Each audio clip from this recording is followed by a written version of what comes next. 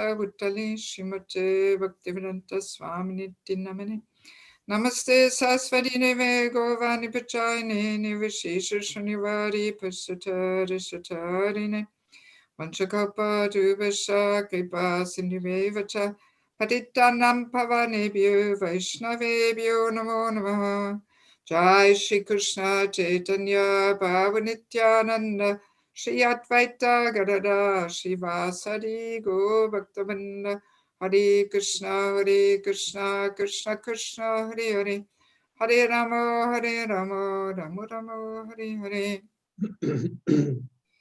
So before we start with today's topic, I'd just like to quickly refresh our memory what we did in the first 3 sessions. Итак, прежде чем мы перейдем к сегодняшней теме, я бы хотела в общем пройтись по нашим предыдущим 3 лекциям.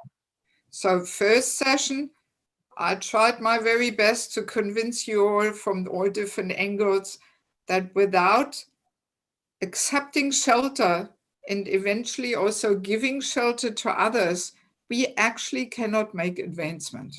Итак, на первой лекции я попыталась с разных точек зрения объяснить, показать вам, что без принятия и предоставления прибежища мы не можем полноценно духовно развиваться.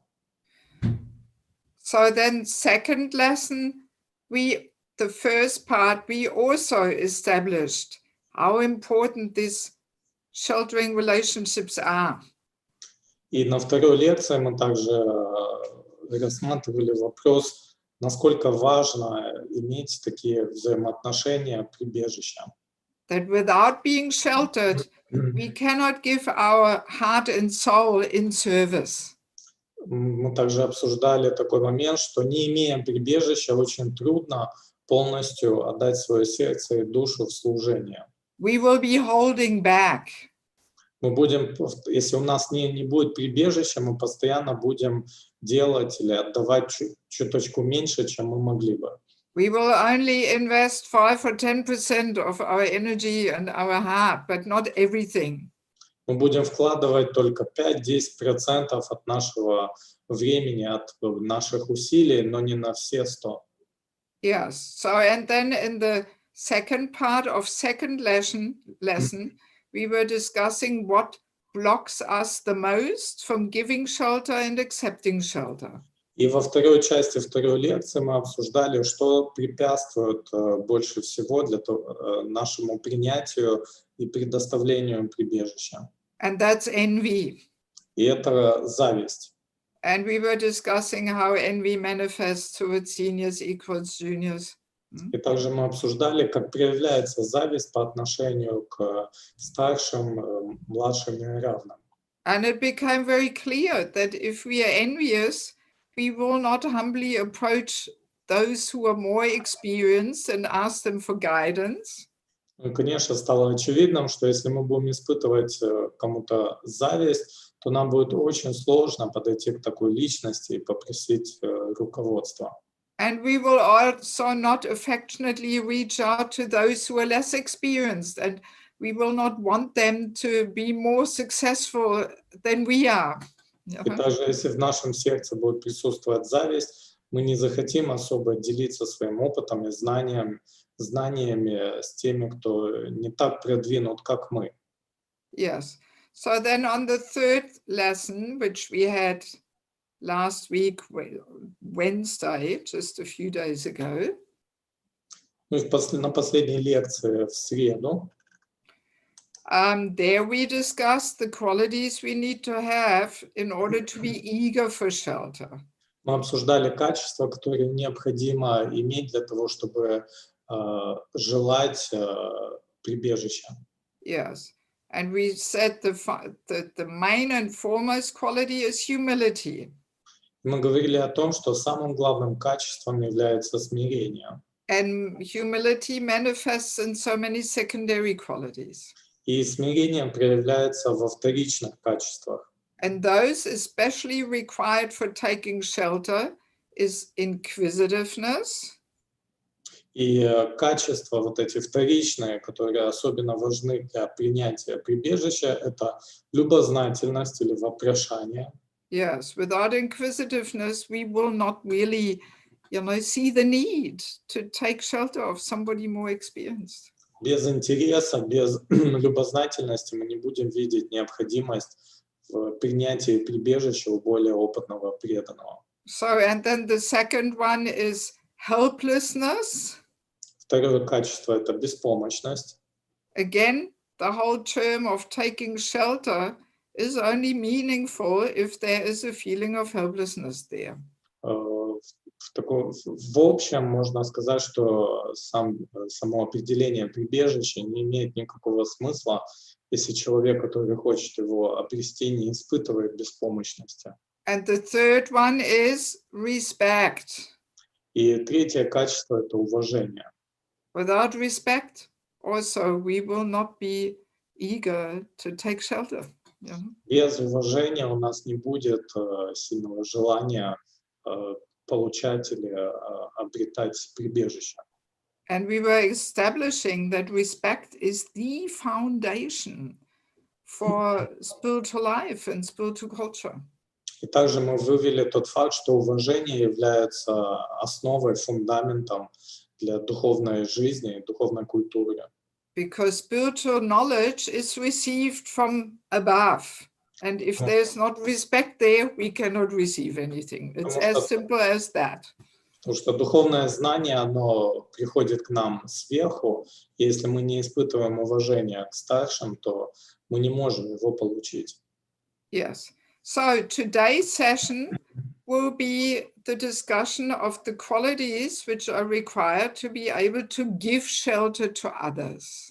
И сегодня мы обсудим качества, необходимые для того, чтобы давать прибежище другим. And this is actually a very important session.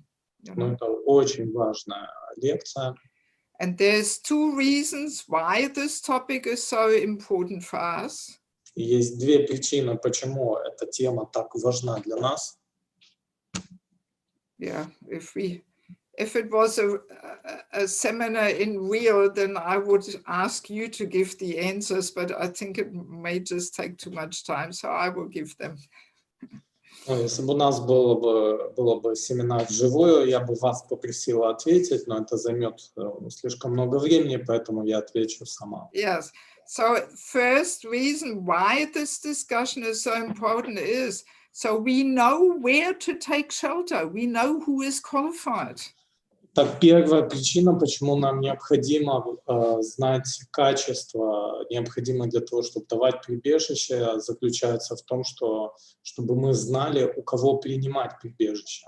If we don't know the qualifications required to give shelter, we may easily take shelter with an unqualified person and we will get disappointed.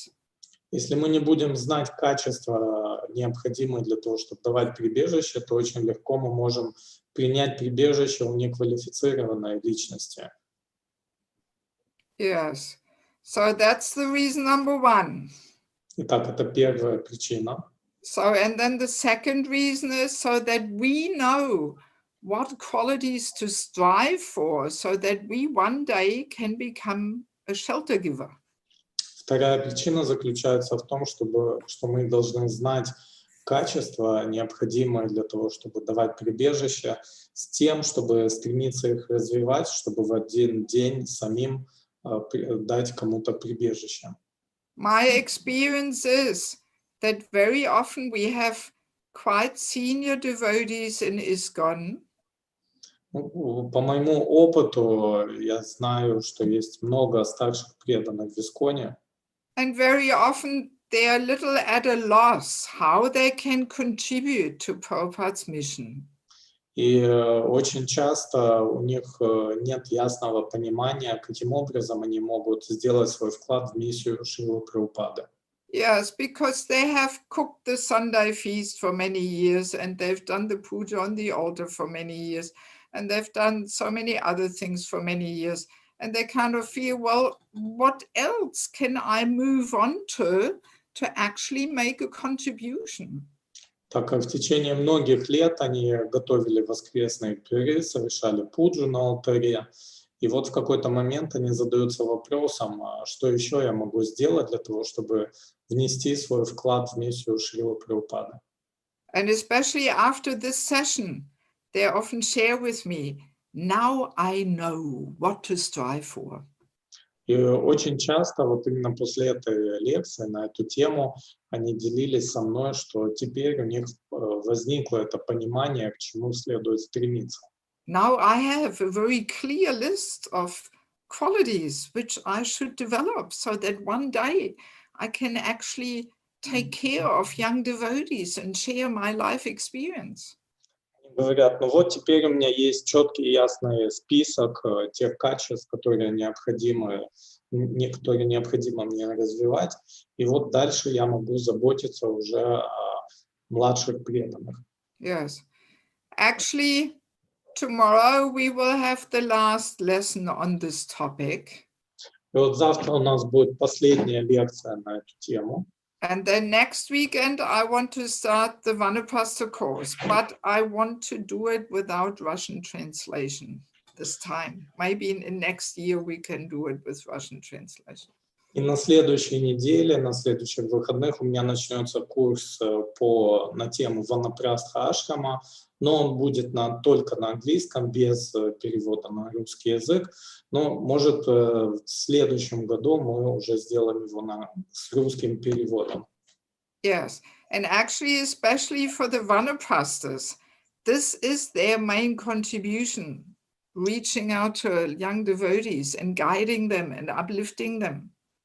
И это очень важно именно для ванапрастх понимать, в чем заключается их возможность служения, и это помощь и воодушевление младших преданных.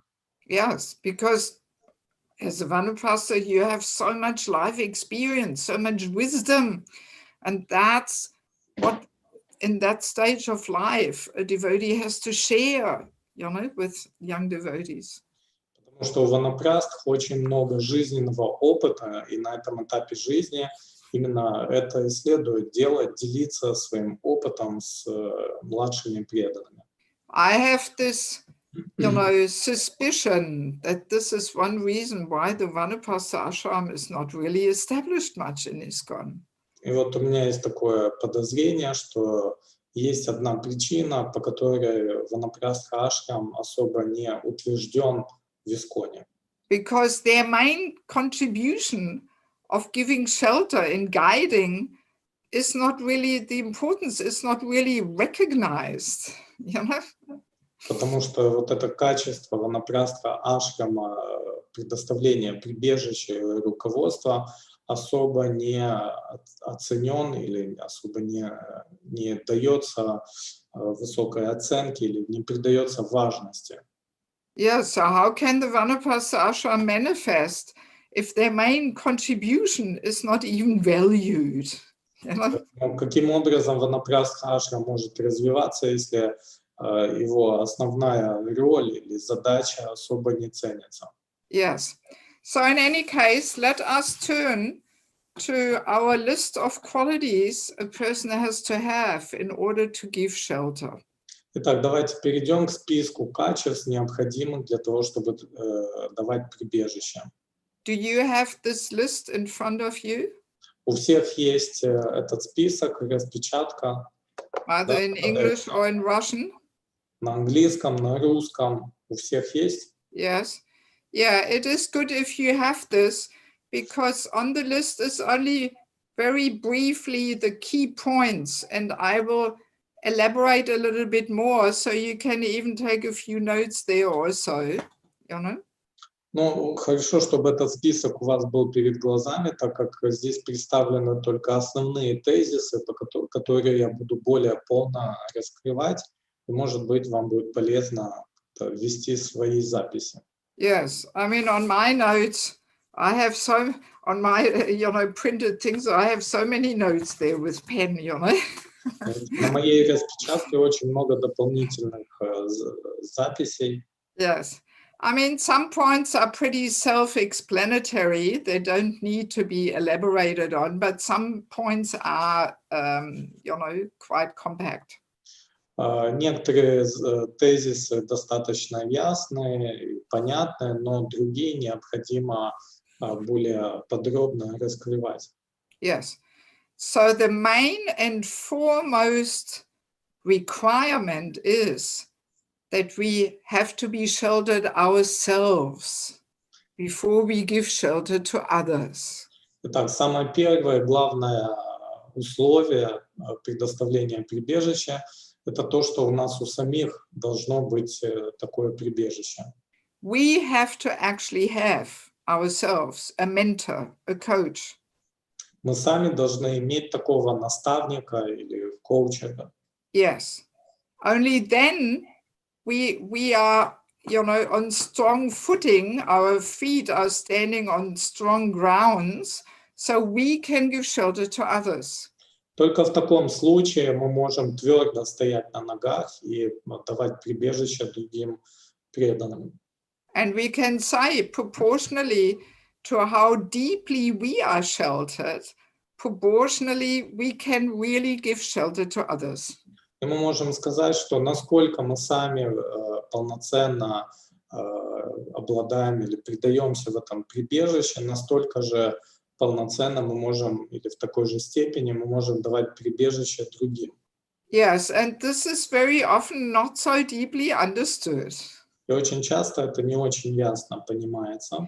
Yes, very often we may think, oh, I'm senior, I've been for, 35 years in Krishna consciousness, and I have Prabhupada, I have the holy name. Ну и кто-то может подумать, ну я уже старший преданный, я 35 лет в сознании Кришны, у меня есть Шрила Прабхупада, Святое Имя. Yes, but Prabhupada, the holy name, cannot pull our ear. Но Шрила Прабхупада и Святое Имя не могут потянуть нас за ухо. Yes, we do need a living person. Нам необходима живая личность. Yes, just Prabhupada, the holy name, not enough. Просто Шрила Прабхупада и Святое Имя этого недостаточно. Yes, and again, we have the story of Bharat Maharaj, he wanted to give shelter to the deer, but he was not sheltered firmly himself, so that's why he fell down, И опять же, есть история Бхарата Махараджа, он дал прибежище олененку, но у него самого при этом прибежища не было, поэтому он упал. Even though he was on the level of Bhava. Хотя он при этом он был на уровне Бхавы. Very high level. Это очень высокий уровень. But even on that level, these transcendental emotions can turn back into material attachment. Но даже на таком высоком уровне эти духовные эмоции могут трансформироваться в материальные привязанности. Let us quickly understand what can happen when our mentor does not have a mentor. Итак, давайте попробуем представить себе, что будет в случае, если наш наставник не будет иметь наставника в свою очередь. Yes, so first of all, he can become spiritually weak because maybe he's not balancing his spiritual practice properly. В первую очередь он может быть духовно слаб, так как неправильно сбалансировал свою духовную практику. Maybe he has some challenge in his service of mentorship, but then he doesn't have anybody where he can ask for guidance, how he should deal with a certain situation. Перед ним может возникнуть какая-то сложная ситуация в его наставничестве, но сам он не сможет обратиться к кому-то за помощью, чтобы получить совет, как в этой ситуации поступить. And he can go off track. We said it starts very gradually, and then the gap becomes bigger, and then we all of a sudden somewhere else. И при этом он может сойти с рельс, как говорится. Все это начинается очень постепенно, незаметно, а в конце может произойти катастрофа. And one can plainly fall down, like Bharat Maharaj. Ну или кто-то может просто упасть, как Бхарата Махарадж. Also, if we as a mentee, we say, the person who is getting mentored, if we see something not quite right there in our mentor, then we have nowhere to go and reveal our mind. Ну и для тех, кто получает это прибежище, для тех, кто является младшими для этого наставника, если мы замечаем как что-то ошибочное или неправильное в его поведении, нам некому пойти и как бы задать вопрос, ну, что делать в этой ситуации. Yes, because if we have some observation, some doubt in a senior devotee, it is not our position to approach that person directly. Потому что если мы замечаем, что что-то не то в поведении старшего преданного, это как бы мы не обладаем таким положением, чтобы обратиться напрямую к нему с просьбой это как-то разъяснить. We actually have to go to that person's authority or that person's mentor. На самом деле мы должны обратиться к наставнику или к авторитету для нашего наставника. Yes, and we simply reveal our mind and then we let him deal with it and leave it up to him whether this needs to be adjusted and addressed or maybe we are just imagining it. И таким образом мы оставляем решение за наставником или авторитетом нашего наставника для того, чтобы он этот вопрос решал, так как это может быть или какая-то проблема, или что-то, что нам показалось. And also, last but not least, how can we preach that everybody needs to have a mentor if we don't set the example ourselves of having one? You know? Ну и самое последнее, как мы можем проповедовать о важности наличия наставника, если у нас самих нет наставника. Yeah, so we have to be firmly sheltered ourselves. Поэтому мы сами должны утвердиться в прибежище. Let me share a little story which illustrates this point. Я бы хотела поделиться с вами одной историей, которая очень ярко показывает важность прибежища. I remember many years ago at the Bhakti Sangam festival, His Holiness Radha Swami came. Я помню, несколько лет назад его святейшество Шрила Радханат Свами Махарадж. So Narendra Swami always welcomes his god brothers, god sisters by glorifying them and offering some affectionate words of welcome. И вот он приехал на фестиваль, и он прославлял и высказывал такие добрые слова по отношению к своим духовным братьям и сестрам. It's usually at the opening ceremony, first evening or first morning. You know? И это обычно происходило на церемонии открытия, это первое утро фестиваля или вечер. So Niranjan Maharaj was glorifying Radha Swami, offering some affectionate words. И Ниранджана Свами Махарадж прославлял Радханатха Свами Махараджа, он говорил о нем очень теплые слова. And then he added in all humility. И затем он добавил с полным смирением. He said, and he is also my Lord and Master. И он сказал, Радханат Свами Махарадж также является моим Господом и Господином. In front of 8,000 or 10,000 devotees. You know? Перед 8-10 тысячами преданных. Many of them being his disciples. И многие были его учениками. And he said, this is my Lord and Master. И он сказал, вот это мой Господь и Господин. And I was very impressed. И я была очень удивлена и впечатлена. So impressed that I still remember this very clearly, even though it's at least 10 or 12 years ago, you know. И я настолько впечатлилась, что очень ясно помню, как он это сказал, хотя прошло больше 10 лет. Of course, we disciples, we know that he has a close relationship with Radha Swami, but just the way he said it, he is my Lord and Master. I really was thinking, wow, he is really walking his talk. You know? Ну и все мы его ученики, конечно, знаем об его особых взаимоотношениях с Радханатхой Свами Махараджем, но все равно как бы для себя я убедилась, что Махарадж следует тому, о чем говорит. Yes, he's not just preaching things, but he's showing the personal example of how important it is to be sheltered. Yeah. Он не только проповедует о важности наличия наставника, но также он сам это практикует, у него также есть наставник. And I mean also, you know, many of you may know that Narendra Swami is my third Diksha Guru. Ну, я думаю, многие из вас знают, что Ниранджана Свами Махарадж мой третий дикша-гуру.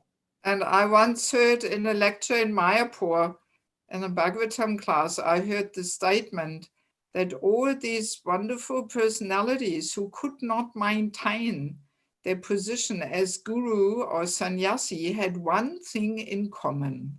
И на одной лекции по Шримад Бхагаватам в Майяпуре я услышал такое утверждение, что те гуру, саньяси, которые не смогли сохранить свое положение, у них у всех была одна общая проблема. They did not have sheltering relationships in their life. У них не было отношений, где они бы получали прибежище в их жизни. Yeah, so even on that level, we lead a risky life if we don't have at least one trusting, confidential relationship where we can open our heart when we face some challenges.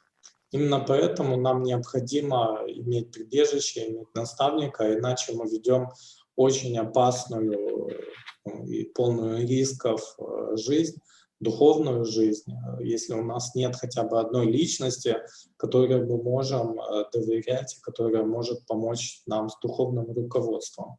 Yes, as we said in the beginning, life is full of challenges, and they come throughout our whole spiritual development. Как мы говорили, наша жизнь полна вызовов, полна трудных ситуаций, и они приходят в нашу жизнь, и это может привести к проблемам, если у нас нет прибежища. Yes. Yeah, so we can only give shelter to others if we are sheltered ourselves. И мы можем давать прибежище другим преданным только при условии, что у нас у самих есть наставник или прибежище. Yeah, so this is the primary requirement which sets the strong foundation to everything else. И это главное, основное требование, которое помогает и поддерживает все остальное. Yes. So now, let us go through this list. Итак, давайте пройдемся через следующий список. A person should have a nice understanding of the philosophy and practice of Krishna consciousness. Наставник должен обладать хорошим пониманием философии и практики сознания Кришны. So, a nice understanding of philosophy and practice means he doesn't have to be a pundit and know so many things. Итак, хорошее понимание философии не означает, что он должен быть пандитом или очень таким искусным в философии. He doesn't even have to be a good class giver and preacher. То есть не обязательно, чтобы он был таким очень искусным лектором или проповедником. But he should have a nice understanding of the philosophy and the practice. Но при этом у него должно быть хорошее понимание философии и практики. Next one is should have been active within ISKCON for a reasonable length of time. Он должен быть активен внутри ИСККОН на протяжении длительного или разумного времени. Actually, by the way, this list is not, I did not compile this list. На It's самом not my деле, list. я не составляла этот список, это не мой список. But I got it from Narendra Swami's book, Taking Care of Krishna's Devotees. Я взял этот список из книги Ниранджана Свами Махараджа «Забота о преданных». And I think he's got the list from some literature of His Holiness Vardhana Swami, which he put together on this topic of mentorship. Я думаю, что Махарадж, в свою очередь, взял этот список или вдохновился из работ Радханатха Свами Махараджа, в которых он объясняет важность заботы о преданных. Yeah, so I'm simply following in their footsteps. Поэтому я просто следую их стопам. I think I may have added something little, but only very, very little. Может быть, я тут что-то добавила, но какие-то не такие важные моменты. Yes. So here, this point should have been active within ISKCON for reasonable length of time. This is the exact formulation which I took from them. Ну и вот этот тезис, что наставник должен быть активен внутри ИСККОН на протяжении длительного времени, я взяла его именно у них. And actually, when we really look at the wording, it actually doesn't mean anything. Reasonable length of time could be anything. Ну и когда мы смотрим на вот эту фразу на протяжении длительного времени, не очень понятно, насколько это длительное время. Right? Да? It doesn't give any clear, criteria. Здесь не дается какого-то ясного критерия, что значит длительность. And I believe they formulated this purposefully like that. Я думаю, что они сформулировали это специально. Because one cannot put a certain length of time precisely there, what is required in order to be mentor. We cannot say 5 years, 10 years, 15 years. Not possible. Потому что это невозможно включить сюда какой-то определенный отрезок времени, 5, 10, 15 лет. Это невозможно. It's a very individual thing. Это очень индивидуально. And it depends how the person applies himself to the whole practice of Krishna consciousness. И все зависит от того, каким образом человек практикует сознание Кришны. So we cannot put a concrete time span there. Поэтому мы не можем поставить сюда какие-то конкретные цифры. Yes, so it has to be judged individually if that person has spent enough time in ISKCON or not. Поэтому тут надо индивидуально выносить какое-то решение, достаточно ли человек провел в сознании Кришны время. But one thing is clear, one should have been active within ISKCON, not passive, but active. Очень важно при этом, наставник должен быть активен внутри ИСККОН, то есть не пассивен, но активен. Yeah, so it's not enough just to be in ISKCON, but one has to be active in ISKCON. То есть недостаточно быть просто в ИСККОНе, необходимо занимать активную позицию. Yes. So the next one is, should be able to give balanced advice according to time, place, and circumstances. Также он должен уметь дать гармоничный совет в соответствии с временем, местом и обстоятельствами. And in order to give balanced advice, what do we have to be? Ну и кем мы должны быть для того, чтобы дать гармоничный совет? Anybody can quickly say that in the chat box? What do we have to be in order to give balanced advice? Кто-то может быстро написать в чате, каким качеством или кем мы должны быть для того, чтобы дать гармоничный совет.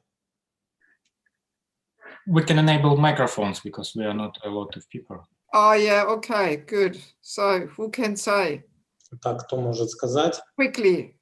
Очень быстро. Padma Mataji. We have to be balanced.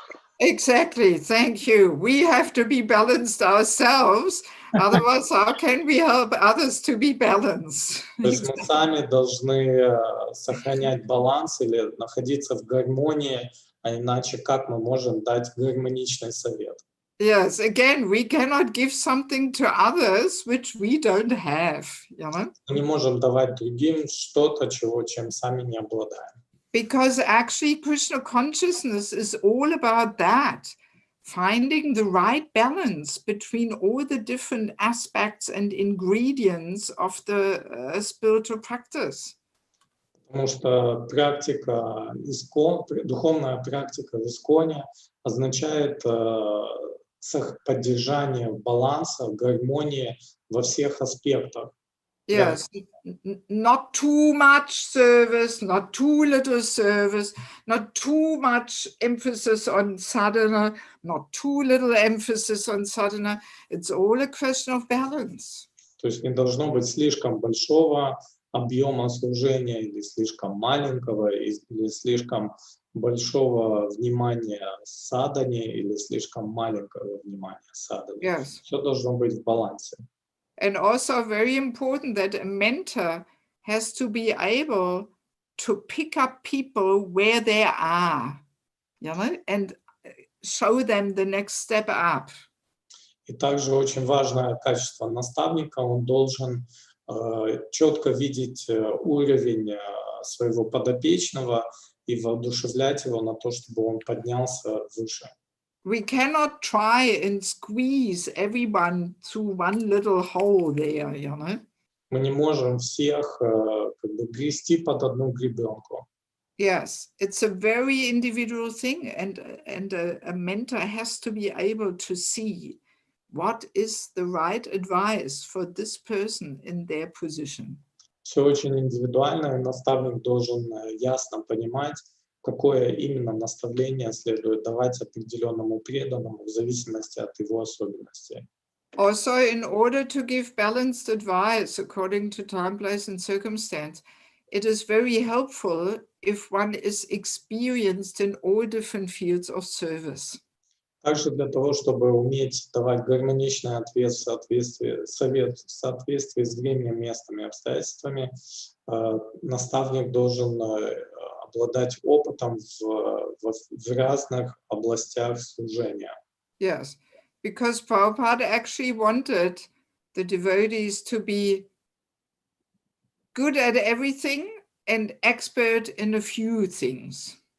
Потому что Шрила Прабхупада хотел, чтобы преданные имели опыт во всем, но при этом, чтобы они были профессионалами или обладали высокой квалификацией в чем-то определенном. Yes, especially in the early days, you know, especially when a person joined the ashram, men's ashram, women's ashram, we had to serve in all departments. И особенно в начале, когда преданные вступали в ашрам, неважно в мужской или в женский, мы все проходили через разные департаменты служения. Yes, Sankirtan, kitchen, deity worship, preaching, book distribution, everything. You know, one thing after the other, we were trained in all these fields. Мы проходили через все департаменты, департамент Санкиртана, поклонение божествам, кухня, готовка, Санкиртана, и нас готовили и обучали во всех этих областях. So, and if you had some training in all different fields, then it is much easier to give balanced advice according to time, place, and circumstance. Ну, естественно, если у вас есть образование во всех этих областях, то вам достаточно легко дать гармоничный совет в соответствии с временем, местом и обстоятельствами. Yes, then we know what it means to be on the street distributing books, or to be on the altar or in the kitchen. We know. Так как у нас есть личный опыт, и мы знаем, что это такое, распространять книги на улице или поклоняться божествам на алтаре. Yes, but if we have never done these services, then it may not be so easy for us to really understand the challenges of certain services. Но если при этом у нас нет личного опыта в каком-то служении, то нам будет сложно понять проблемы или сложности, с которыми преданные могут сталкиваться в этом служении. Next one is, should not have the tendency for taking extreme and controversial positions on issues, should not be a fundamentalist with Kanishta mentality, fanaticism. Такой человек, наставник, не должен иметь склонность занимать крайние или спорные позиции в отношении разных вопросов. Он не должен быть фундаменталистом с умонастроением конишки, с фанатизмом. Yeah, so this point is actually connected with the previous one, because obviously, if a person has that tendency to take extreme and controversial positions on issues, there is a lack of balance there. Ну и, конечно, во многом это связано с предыдущим тезисом, так как если у кого-то есть склонность занимать крайние или спорные позиции, то он не может дать гармоничный совет. Also, this let us quickly understand how this fanaticism comes about. Также давайте быстро обсудим, каким образом возникает фанатизм. Actually, I discussed this also in my book about the false ego. You know? Я этот момент раскрываю также в своей книге о ложном эго. Yeah, by the way, if anybody is interested in the books, then just send Elder Prabhu a message and we can see, you know, they are only available in English. The first one is also in Russian, but some are available over Amazon, or I can send them or whatever, you know. Но если кто-то заинтересован в книгах, можете обратиться к Эльдару Прабу, мы можем как-то вам посодействовать с получением, выслать книгу или там через электронные какие-то сервисы, как Amazon. Yes. So this fanaticism is very much related to the false ego, our constant companion and troublemaker. И вот фанатизм во многом связан с нашим ложным эго. Это наш постоянный спутник. Actually, what happens is that the false ego takes a certain aspect of devotional life and wants to, you know, use this for the ego's gratification, showing how he himself is so great and fantastic. И вот что делает ложное эго, оно берет какой-то аспект нашего служения и старается его подчеркнуть для того, чтобы самоутвердиться. For example, Harinam. Например, возьмем Харинаму. So Harinam, of course, is a really important part of our preaching mission, Lord Chaitanya Sankirtan movement, definitely.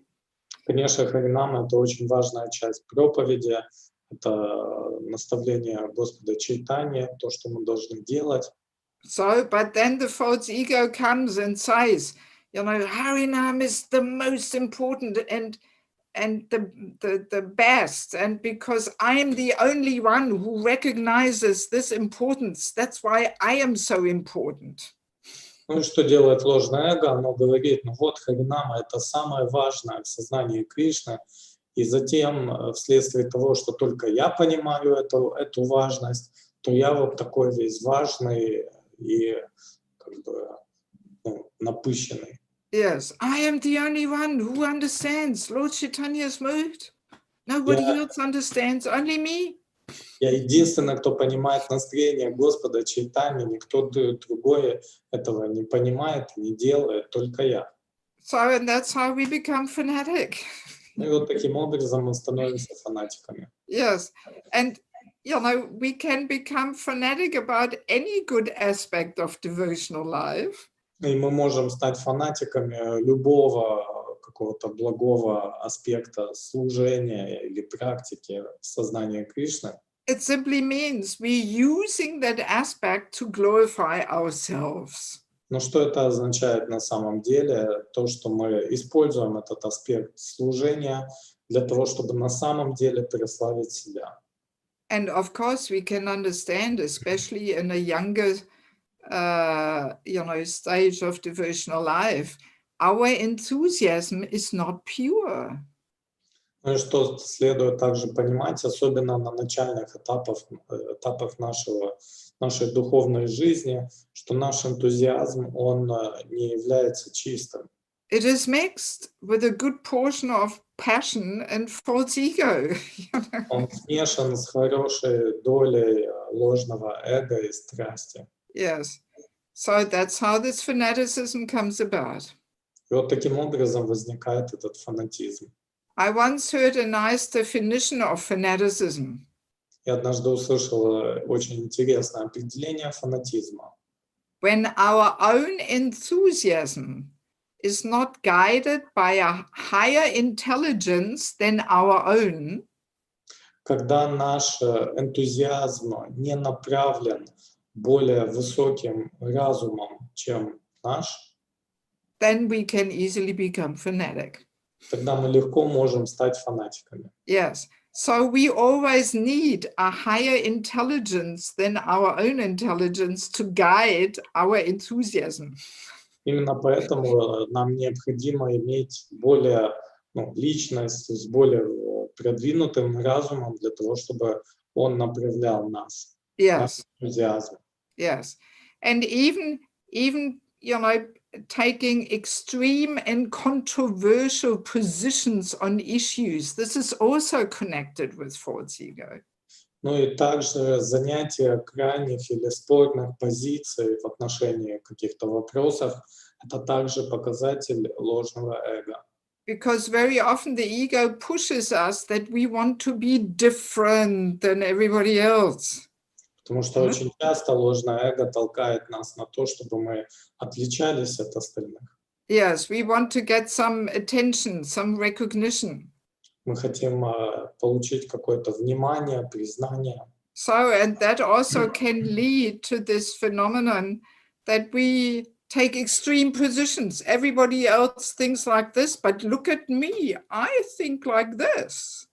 И именно поэтому это может заставлять нас занимать какие-то крайние позиции. Ну вот, посмотрите, все думают вот так, а у меня мое мнение вот такое, сильно отличающееся. So, and then we take extreme positions just to somehow bring attention to ourselves. Ну и вот поэтому мы можем занимать такие крайние позиции только для того, чтобы привлечь внимание к себе.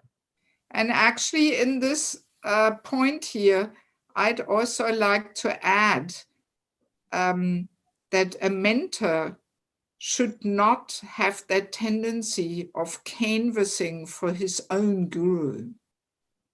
You understand that? Canvassing, like attracting. Yeah, that he tells everybody they should take initiation of their guru, you know?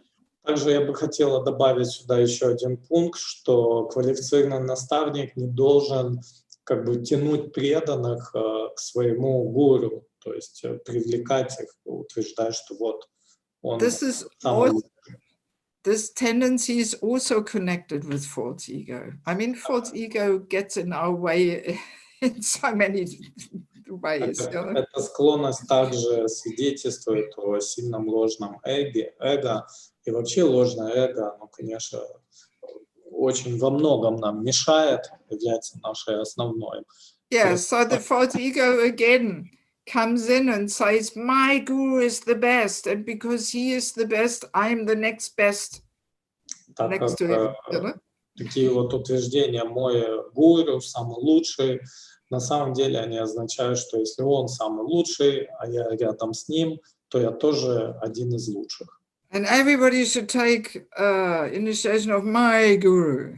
Все должны принять инициацию моего гуру.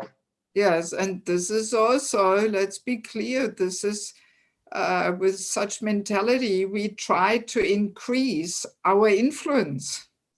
Ну и давайте будем искренними, то есть если у кого-то есть такое умонастроение, на самом деле человек просто хочет усилить свое влияние. Yes, because it's very clear, if so many young devotees take shelter of my guru, then I am the senior one and they all have to follow me, you know? Потому что если так много начинающих или молодых преданных будут принимать прибежище у моего гуру, то я буду старшим преданным для них и буду таким важным. Yes, it is an attempt to increase one's own power and control over people. That's behind it.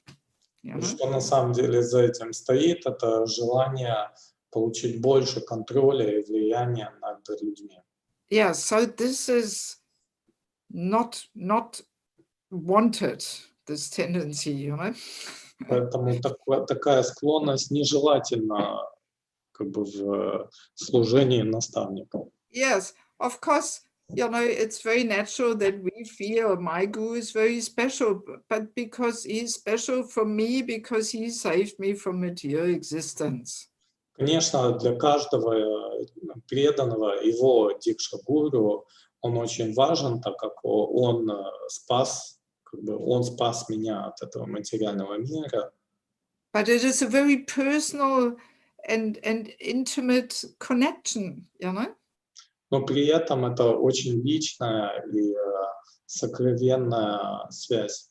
We have no right to influence others which spiritual master they should accept. У нас нет права влиять на других преданных и как-то пытаться их склонить в сторону какого-то определенного духовного учителя. Yes, we have no right to interfere. This is between Krishna and the living entity, and we have no right to interfere there. У нас нет никакого права вмешиваться в этот процесс, то есть это дело Кришны и его преданного, какого духовного учителя выбрать.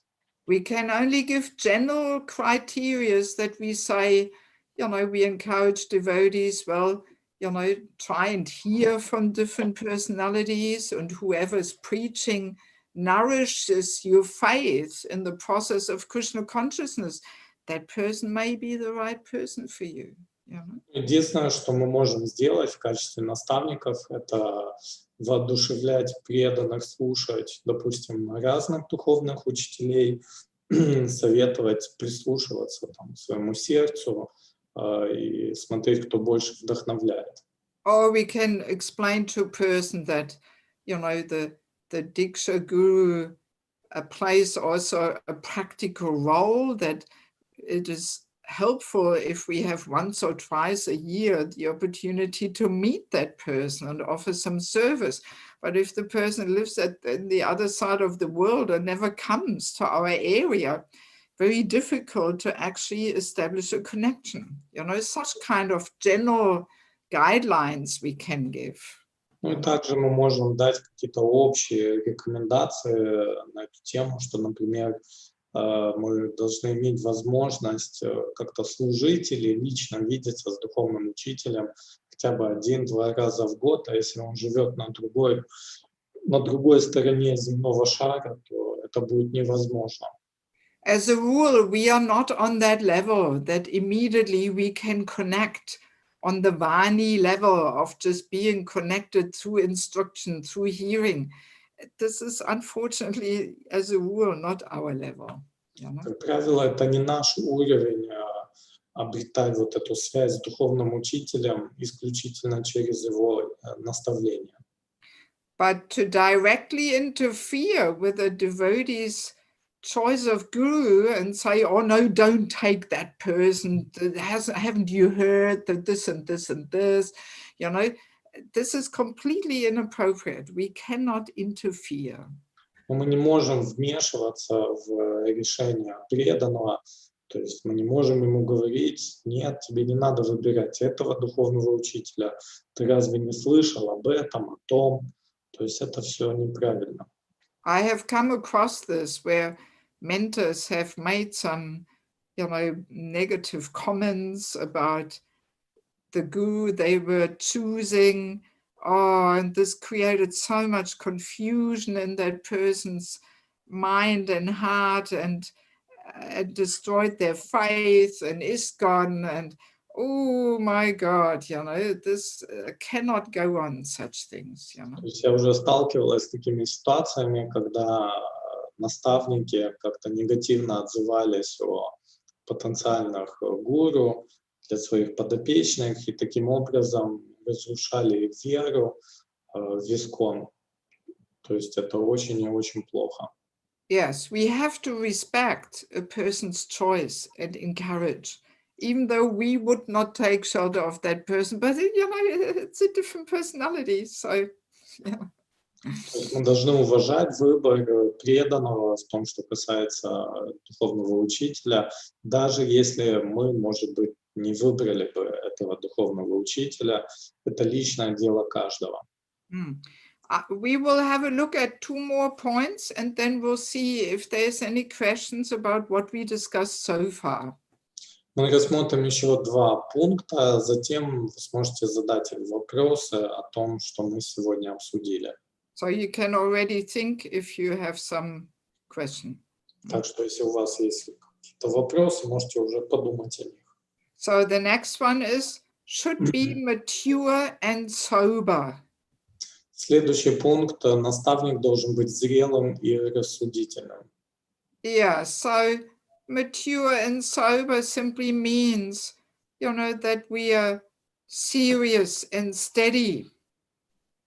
Зрелый и рассудительно означает, что человек постоянен, то есть преданный, постоянен и созревший в своей практике. And to be mature as a person also means that we have a certain amount of life experience in material life, but also in spiritual life, that we have a certain level of maturity and wisdom, Но в том, что касается зрелости, это означает, что у преданного есть определенный багаж опыта, как материального, так и в духовной практике, и он уже как бы созрел в своем понимании, как оно должно быть.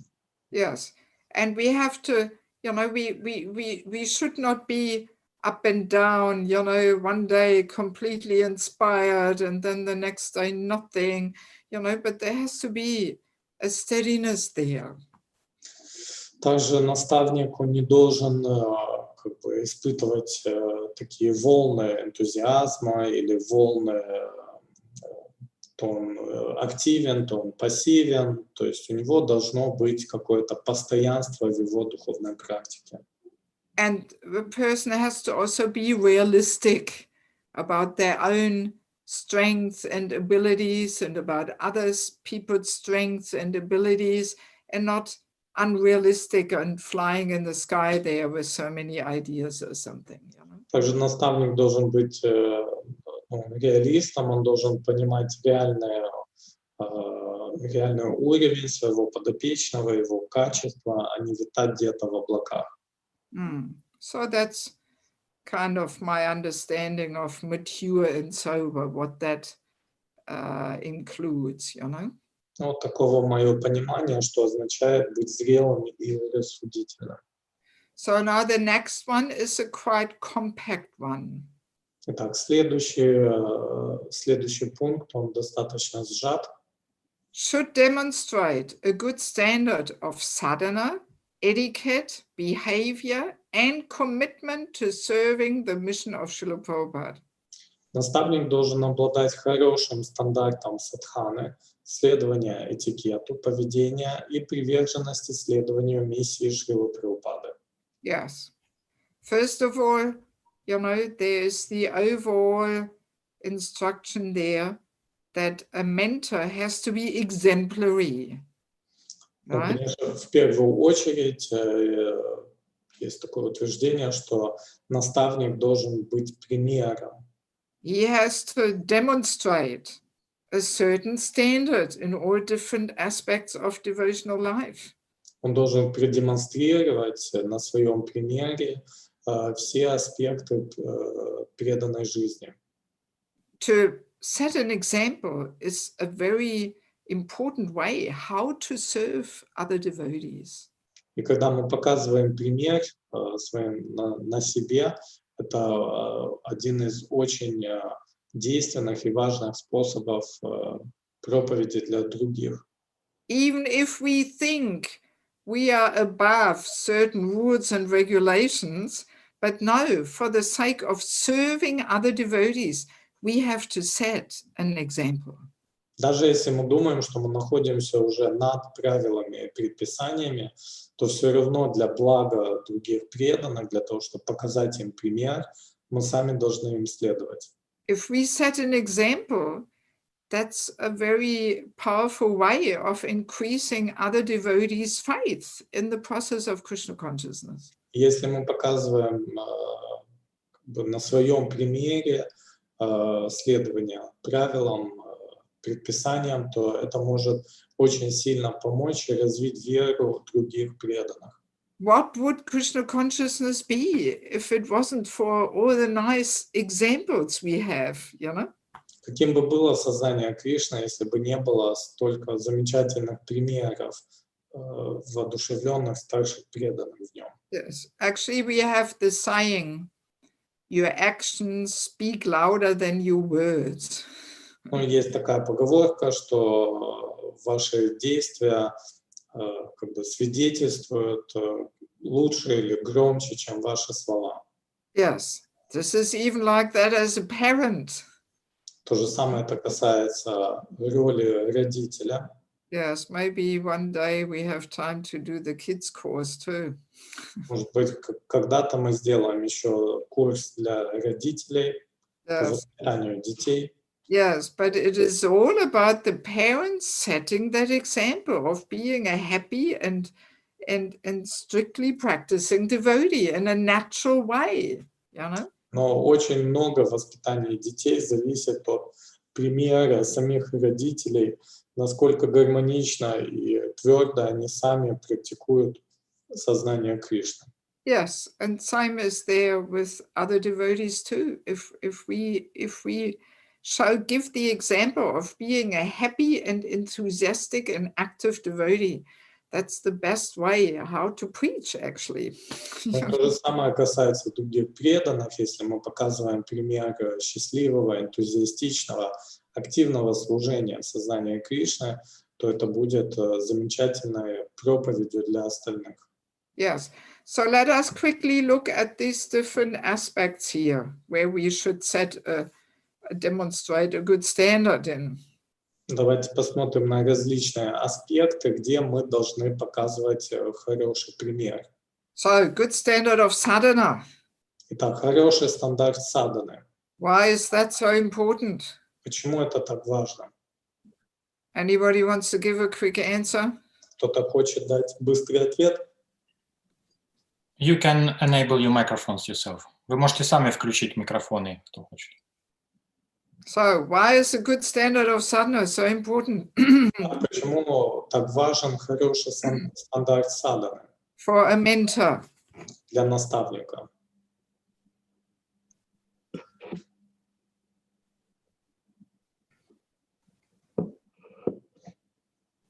No? Nobody has anything to say? Так, никто не может сказать. Maybe for himself to be a good mentor. Well, first of all, that, yes, because if you have a strong sadhana, that's the source of our spiritual strength. Ну, вот ответ был, прозвучал, что для самого себя, и да, действительно, для того, чтобы обладать определенной силой, духовной силой, необходимо иметь хороший стандарт садханы. Yes, if we have a good sadhana, then we can see things with a more spiritual vision, you know? Да, если у нас хороший стандарт садханы, то мы можем видеть вещи с духовной точки зрения. Then we can more easily give balanced advice according to time, place, and circumstance. Тогда мы сможем давать гармоничные советы, сбалансированные советы в соответствии с временем, местом и обстоятельствами. And we will not get so easily bewildered and emotionally involved.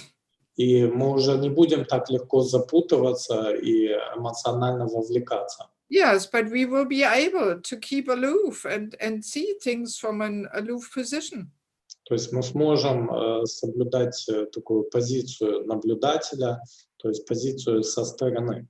And again, how can we preach about the importance of good sadhana if we don't demonstrate it ourselves? И опять же, как мы можем проповедовать важность хорошей садханы, если сами ей не следуем? I mean, like, for example, in Chowpatty in Mumbai, they even say that our sadhana should be, as far as possible, publicly visible. Вот в Чаупати даже говорят, что нашу садхану следует публично проявлять максимально, насколько это возможно. Yeah, so of course it depends on our living situation, but if we live not too far away from the temple, then a few times per week we should show up to some part of the morning program, you know.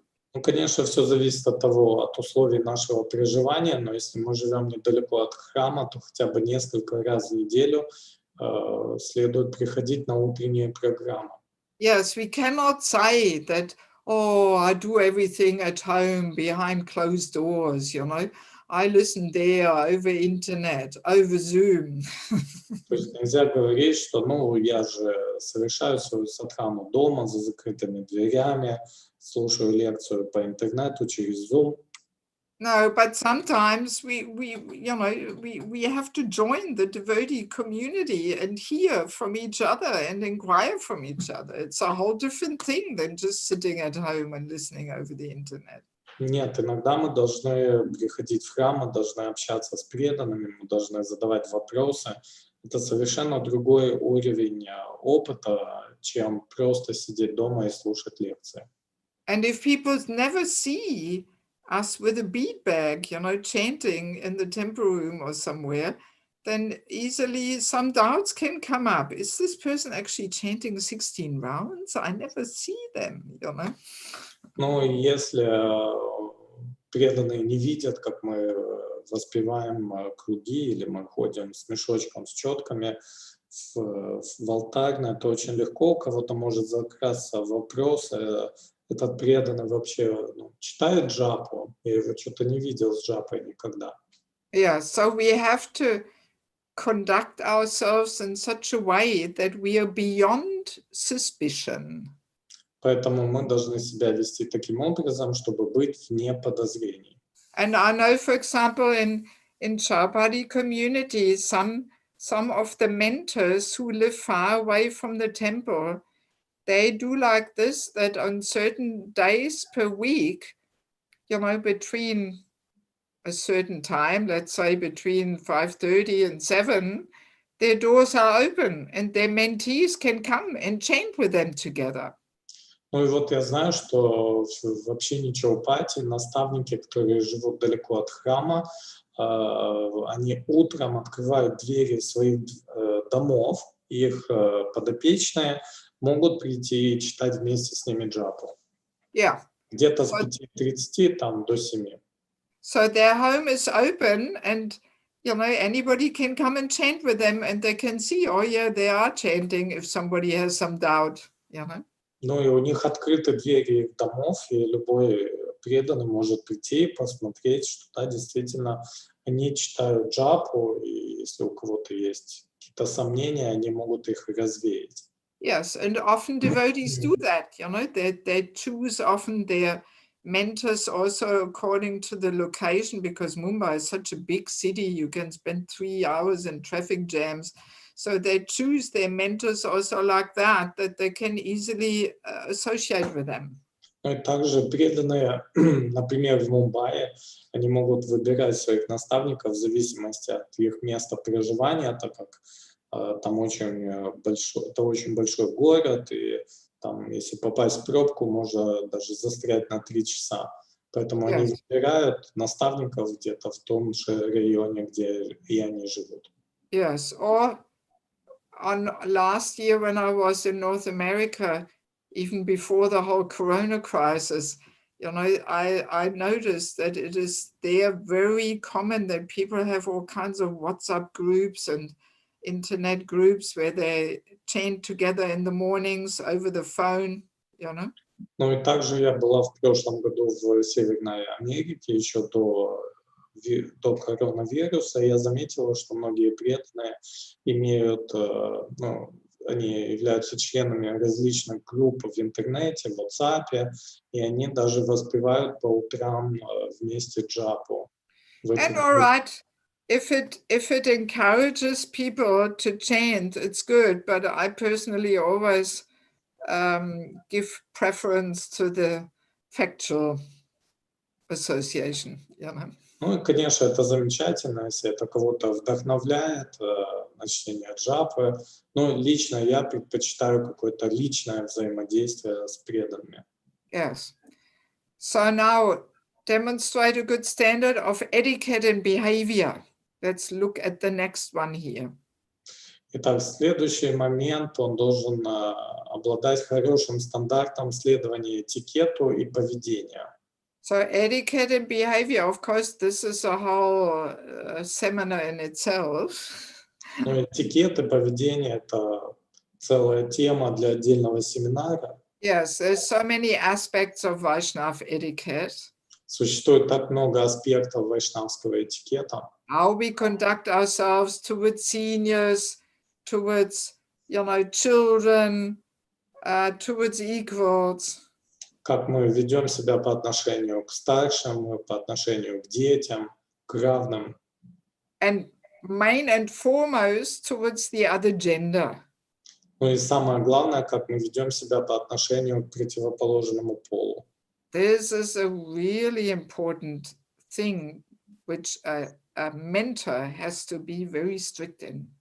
Это очень важная вещь. И наставник должен быть очень строгим в этом.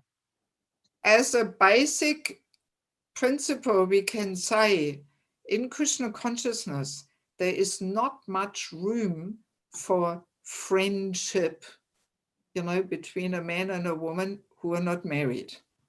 Но мы можем сказать, что в сознании Кришны, в культуре сознания Кришны нет особого места для какой-то дружбы между незамужним мужчиной и женщиной.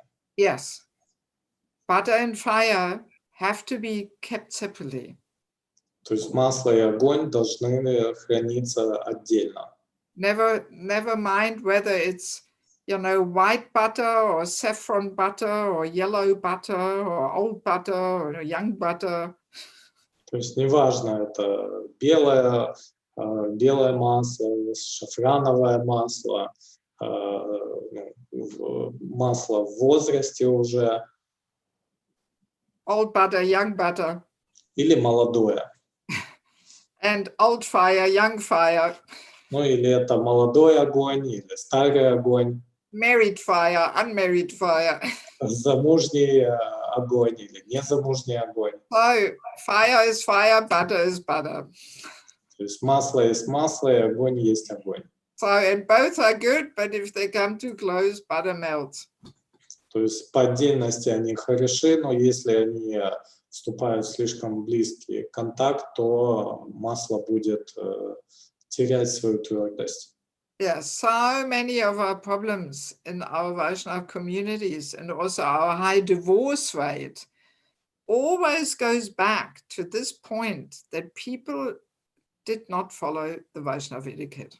Поэтому очень много разводов в сознании Кришны и очень много проблем в наших общинах возникают именно из-за того, что преданные не следуют вайшнавскому этикету. Yes, and it often starts in a very innocent way, that Prabhus go together out on Sankirtan with Madhajis in one van and, and have lunch together there on Sankirtan. And yeah, well, no, we have to follow the etiquette, I'm sorry, Очень часто все начинается очень невинно, там Прабху могут поехать на Санкиртану с какой-то матаджи, они затем могут принимать прасад. Нет, я извиняюсь, но следует соблюдать этикет. Yes, so because we have to understand there is such thing as subtle sex life. Мы должны понимать, что существует такая вещь, как тонкая сексуальная жизнь. Yes, as soon as we somehow enjoy the attention and company of the other gender, this is already subtle sex life. Как только мы испытываем удовольствие или какое-то наслаждение от общения с представителем противоположного пола, это уже указывает на то, что у нас происходит какая-то тонкое сексуальное взаимодействие. Yes, it will contaminate ourselves and the atmosphere around us. И это загрязнит как нас самих, так и атмосферу вокруг нас. Like here in the Western world, it is also not so uncommon that men and women in Krishna consciousness hug each other who are not married, you know. They hug each other. Ну или как здесь, на Западе, это не такая уж большая редкость, чтобы даже преданные в сознании Кришны, мужчина и женщина, которые не женаты или не замужем, не в браке, они обнимаются. Yes. Встречи. But I mean, hang on, there's no room for this in Krishna consciousness. На секундочку, в сознании Кришны нет места таким взаимоотношениям. Yes, yes. I mean, to fulfill our emotional needs, this is what family life is for. Для того, чтобы удовлетворять или для того, чтобы получать удовлетворение в том, что касается наших эмоциональных потребностей, существует институт брака. Yes. So, and we have to fulfill our emotional needs within those relationships. И поэтому мы должны удовлетворять свои эмоциональные потребности в семейных взаимоотношениях. And that frees all other relationships from these emotional needs. И в таком случае все остальные взаимоотношения будут освобождены от таких потребностей. And thus keeps the relationships more pure. И тогда наши взаимоотношения с другими людьми будут более чистыми. So the more pure we keep our personal practice, the more, you know, we can be used as an instrument in Lord Chaitanya's Sankirtan movement. Поэтому чем чище будет наша духовная практика и жизнь, тем легче мы сможем выступить в роли инструментов миссии Господа Чайтаньи. Our preaching will be more powerful if we keep our personal practice pure. Наша проповедь будет более могущественной, если мы будем сохранять чистоту нашей духовной практики. As Prabhupada always said, purity is the force. You know? Как Шрила Прабхупада говорил, чистота является силой. And of course, today in Kali Yuga, you know, especially also in the Western world, everybody's hugging everybody and this and that. And, you know, people so freely associate. Ну и, конечно, здесь, на Западе, в этой культуре, люди свободно обнимаются друг с другом, общаются без каких-то ограничений. So, and therefore, very easily we think, this is normal, everybody's doing it out there, you know? Тогда преданные начинают думать, ну это нормально, все вокруг так делают. Yeah, so we are so influenced and conditioned by the culture we are surrounded by. Ну и тогда мы поддаемся влиянию и мы обусловливаемся культурой, которая нас окружает. This is also, for example, I mean, it goes a bit off the topic, but in regards to devotees living together already before they're married. Here in the Western world, this is going on left and right. You know? Ну, мы немножко отходимся от темы, но просто хотела добавить, что здесь, на Западе, даже преданные, можно встретить такие ситуации очень часто, направо и налево, что они живут вместе, даже еще не заключив официальный брак. Yes, because it's done like that in the outside world. Devotees take that into their spiritual life and they think this is okay, this is normal. И вот преданные считают, что это нормально, они привносят эту культуру материалистическую в свою духовную жизнь, так как в обществе это разрешено и так принято. Yes, this is at the moment one of my humble missions here in Germany, that I'm trying to steer back, you know, on the path here, what Prabhupada wanted us to do. And I'm trying to shake people up and say, hey, this is not normal. We first get married and then we live together, you know. Ну вот у меня сейчас такая миссия здесь, на Западе, я пытаюсь как-то взбодрить преданных, как-то их растормошить и объяснить, что нет, это ненормально. Шрила Прабхупада не допускал таких взаимоотношений. Yes. So, I mean, that's the whole thing, especially in regards to our behavior towards the other gender. We have to be very exemplary if we want to be a mentor. Ну и опять же, возвращаясь к роли наставника, мы должны показывать пример и быть очень строгими в наших взаимоотношениях с противоположным полом. And now the last aspect in this principle, a good standard of commitment to serving the mission of Srila Prabhupada. Ну и последний аспект, наставник должен обладать хорошим стандартом приверженности исследованию миссии Шрилы Прабхупады. So that means, that we cannot be, wavering there. Oh yeah, maybe Prabhupada, maybe Gaudiya Math, maybe some other Radhakund Babaji or something. But no, we have to be fixed. Prabhupada and Prabhupada's mission. Prabhupada's is got nothing else. Ну и что это означает? Это означает, что такой преданный не должен как бы склоняться или метаться между Гаудия Мадхом или Бабаджи на Радакунде. Нет, он должен строго быть приверженцем миссии Шрилы Прабхупады. Yes, that we are very clear that Prabhupada is the personality who saved us, and he told us, whatever you do, stay in ISKCON, and we'll stick to that. И мы должны очень ясно понимать, что именно Шрила Прабхупада нас спас, и он дал нам наставление, что мы должны оставаться в Исконе и придерживаться Искона. Even though we may see so many, still shortcomings and weaknesses in our ISKCON society, but that should never be a reason to somehow, consider to leave ISKCON or something. И хотя мы можем наблюдать какие-то сложности или какую-то недостаточную развитость каких-то аспектов в нашем обществе, это не должно служить основанием для того, чтобы покидать Искон. So there has to be that deep integrity and deep chastity towards Prabhupada's ISKCON. То есть мы должны обладать такой глубокой приверженностью и чистотой, привязанностью к Искону Шрилы Прабхупады. Yes. Otherwise, very easily we attract people of a similar mentality. А иначе мы будем привлекать людей с похожим умонастроением.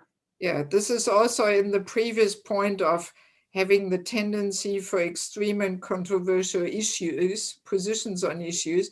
So if a mentor has that tendency, he attracts all those people who have that tendency, and then the mentor is creating his own parampara there, Ну и это имеет тесную связь с предыдущим пунктом, что если человек занимает какую-то спорную или крайнюю позицию в каких-то вопросах, то, естественно, он будет привлекать людей с таким же умонастроением, и в какой-то момент, может, он захочет даже свою собственную парампару начать. Yeah, so we have to be fully sold out and committed to sacrificing our life for Prabhupada. Поэтому мы должны полностью придерживаться и быть преданными миссии Шрилы Прабхупады. So let us stop here for now and see if there's any questions on what we discussed so far. Давайте остановимся здесь и обсудим какие-то вопросы, которые у вас, может быть, возникли.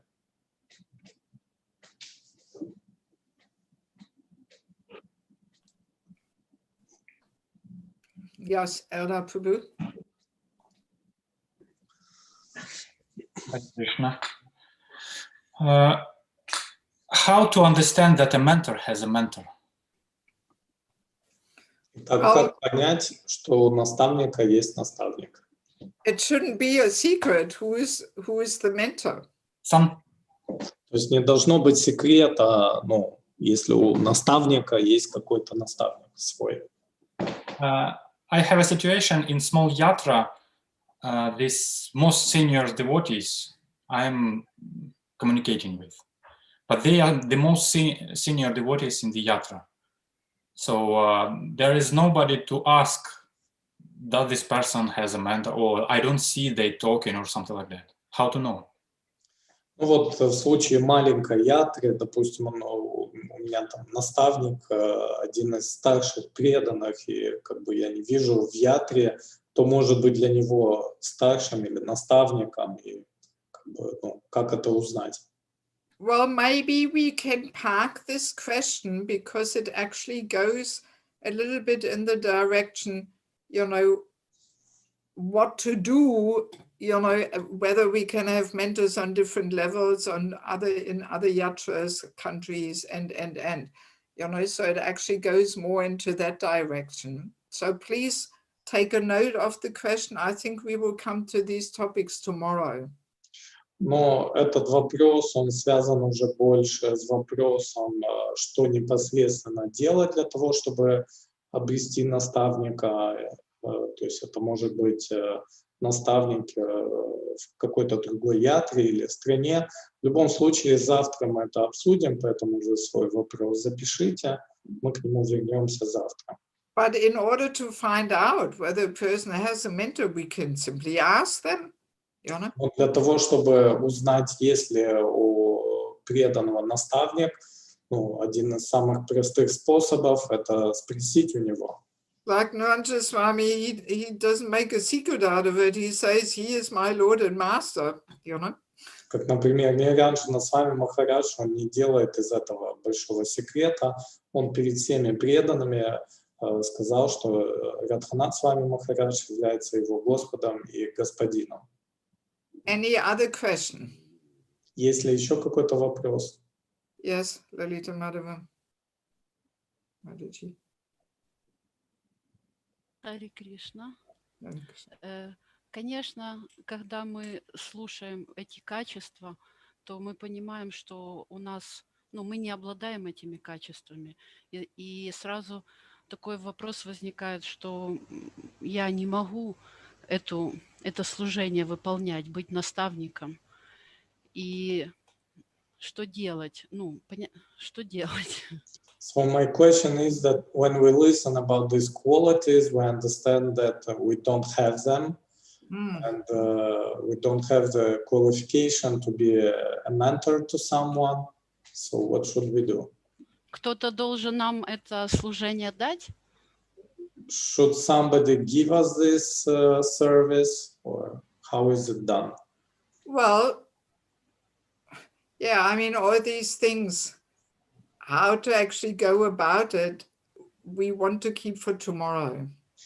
Что касается практического аспекта, что с этим всем делать, мы его обсудим завтра. Yes, but just in short, first of all, when we see we don't have these qualities, well, that should inspire us to work on them and strive for them, И в первую очередь, если мы видим, что у нас этих качеств нет или не хватает, это должно нас вдохновить на то, чтобы мы старались их развивать. And I mean, in those places like Chowpatty or even Ukraine, as far as I know, it is practiced like this, that people are invited to be a mentor. They don't appoint themselves. И в таких местах, как Чаупати или в Украине, я знаю, что наставников приглашают стать наставниками. Это не так, что они вызываются быть Because наставниками. we may think we are perfectly qualified, but other people may not think. Потому что мы можем думать, что мы уже обладаем достаточной квалификацией, но у других людей может быть иное мнение. Yes, because as we said, we cannot objectively assess ourselves as long as we have material attachments and desires. So we actually need to be authorized and invited.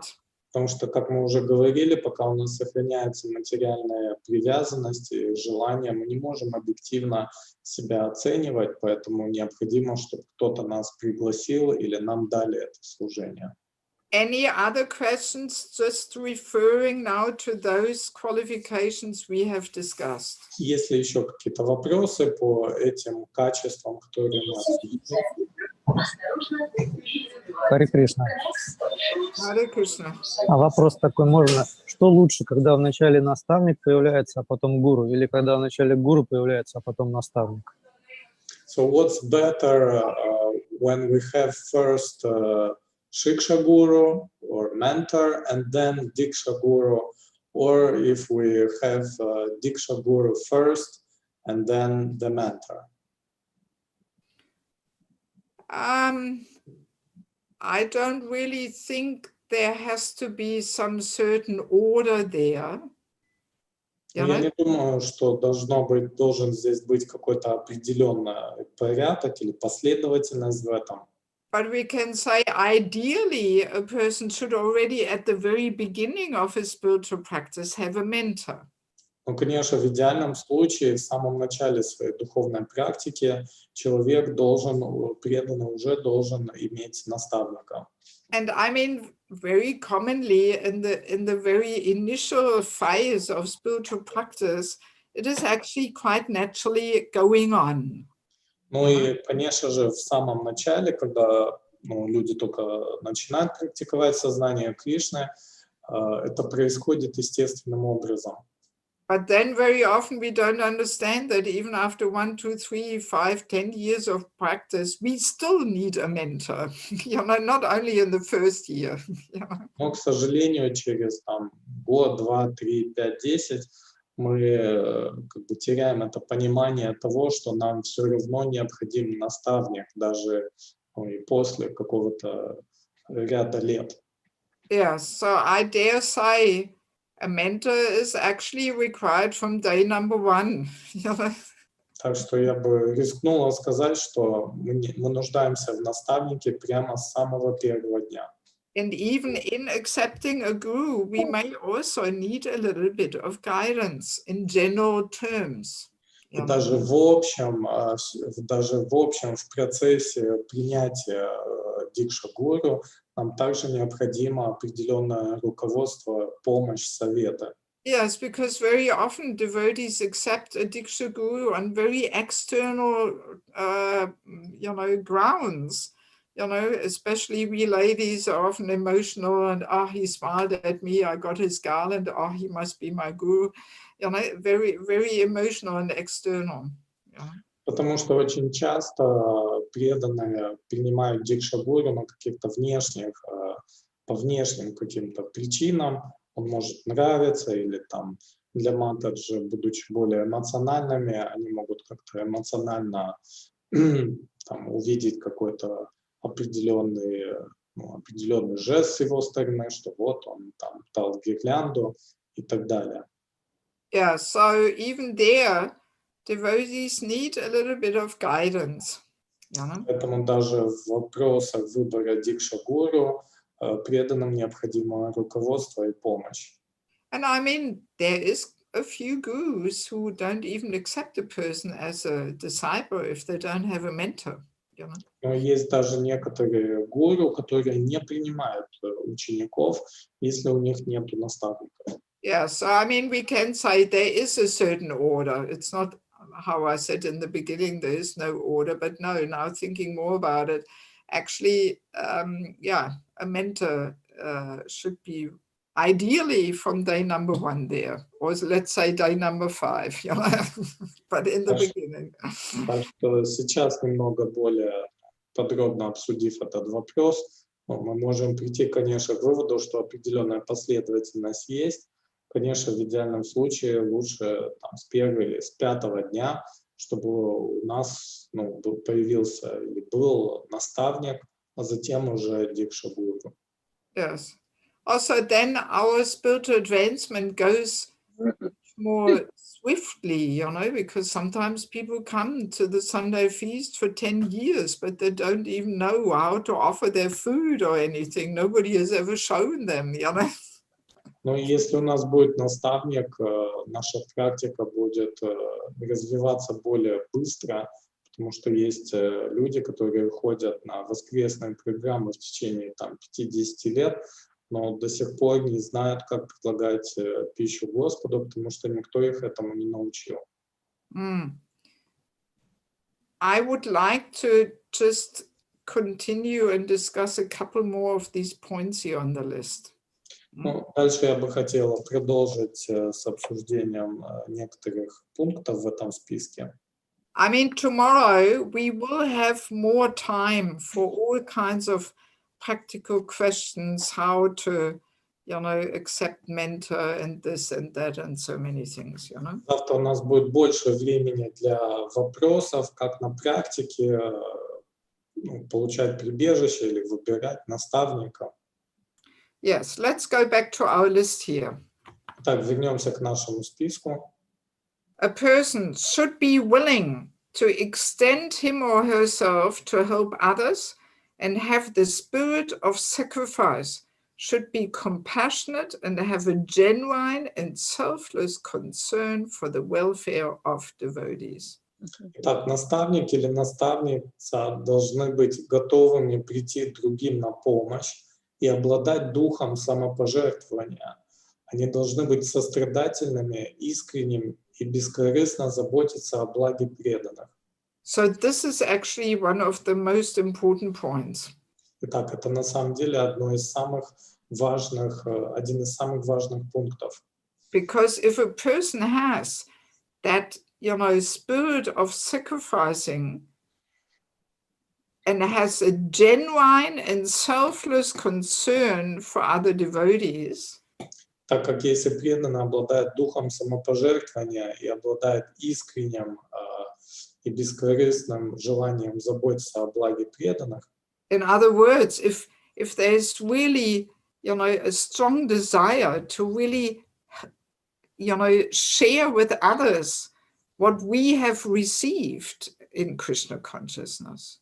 то есть если у преданного есть сильное желание поделиться тем, что он получил в сознании Кришны, And if we want to help devotees become happy and strong in their spiritual life, и если мы хотим помочь преданным становиться более сильными и счастливыми в их духовной жизни, then so many other points will come from that. то тогда из этого будут проистекать другие вещи. Yes, then the person will want to be exemplary in sadhana etiquette and. Когда наставник, он захочет показывать пример в своей садхане, он захочет соблюдать этикет и так далее. Yes, that strong desire of sacrificing one's own time and energy for the benefit of other devotees will motivate and inspire them to develop the other necessary qualities. То есть вот это сильное желание помогать другим и бескорыстно заботиться о них, это будет мотивировать преданного развиваться и дальше уже помогать преданным посредством своего примера. And on the other hand, even if a person has all the other qualities, but if this quality is not there, then, well, the person will not be able to be a good caregiver. Ну и при этом также следует понимать, что если у преданного есть все другие вышеперечисленные качества, но при этом нету вот этих, то есть у него нету искреннего желания бескорыстно заботиться о преданных, то это не поможет ему стать наставником. Yes. Serving as a mentor is not a service for Saturday afternoon from 3 to 5. Служение наставником — это не служение в субботу после обеда с 3 до 5. Yes, one really needs that spirit of sacrifice. То есть наставнику необходимо обладать этим духом самопожертвования. Actually, I think we didn't read this quote in the beginning there, where Bhaktisiddhanta Saraswati Thakur says that it takes 200 gallons of blood to nourish, one person's spiritual life. Мы не читали вот эту цитату Бхактисиддханты Сарасвати Такура, что для того, чтобы взрастить одного преданного, необходимо потратить 200 галлонов крови. Yes, so that statement shows, it expresses that one has to be willing to sacrifice, to make one person into a pure devotee. То есть это утверждение показывает важность самопожертвования, когда преданный хочет помочь другому чистым преданным. And, our motivation to serve as mentor has to be pure, selfless and genuine. И наша мотивация служения наставникам должно быть искренним, бескорыстным и в духе самопожертвования. If a person has this motivation of wanting to have followers and be in control over others, then already his ability to actually uplift others is compromised. Если у преданного существует такая мотивация, что он хочет обладать властью или контролировать других преданных, то моментально его возможности, силы служить в качестве наставника, они скомпрометированы. Yes. And of course, this, the spirit of sacrifice has to be guided with spiritual intelligence.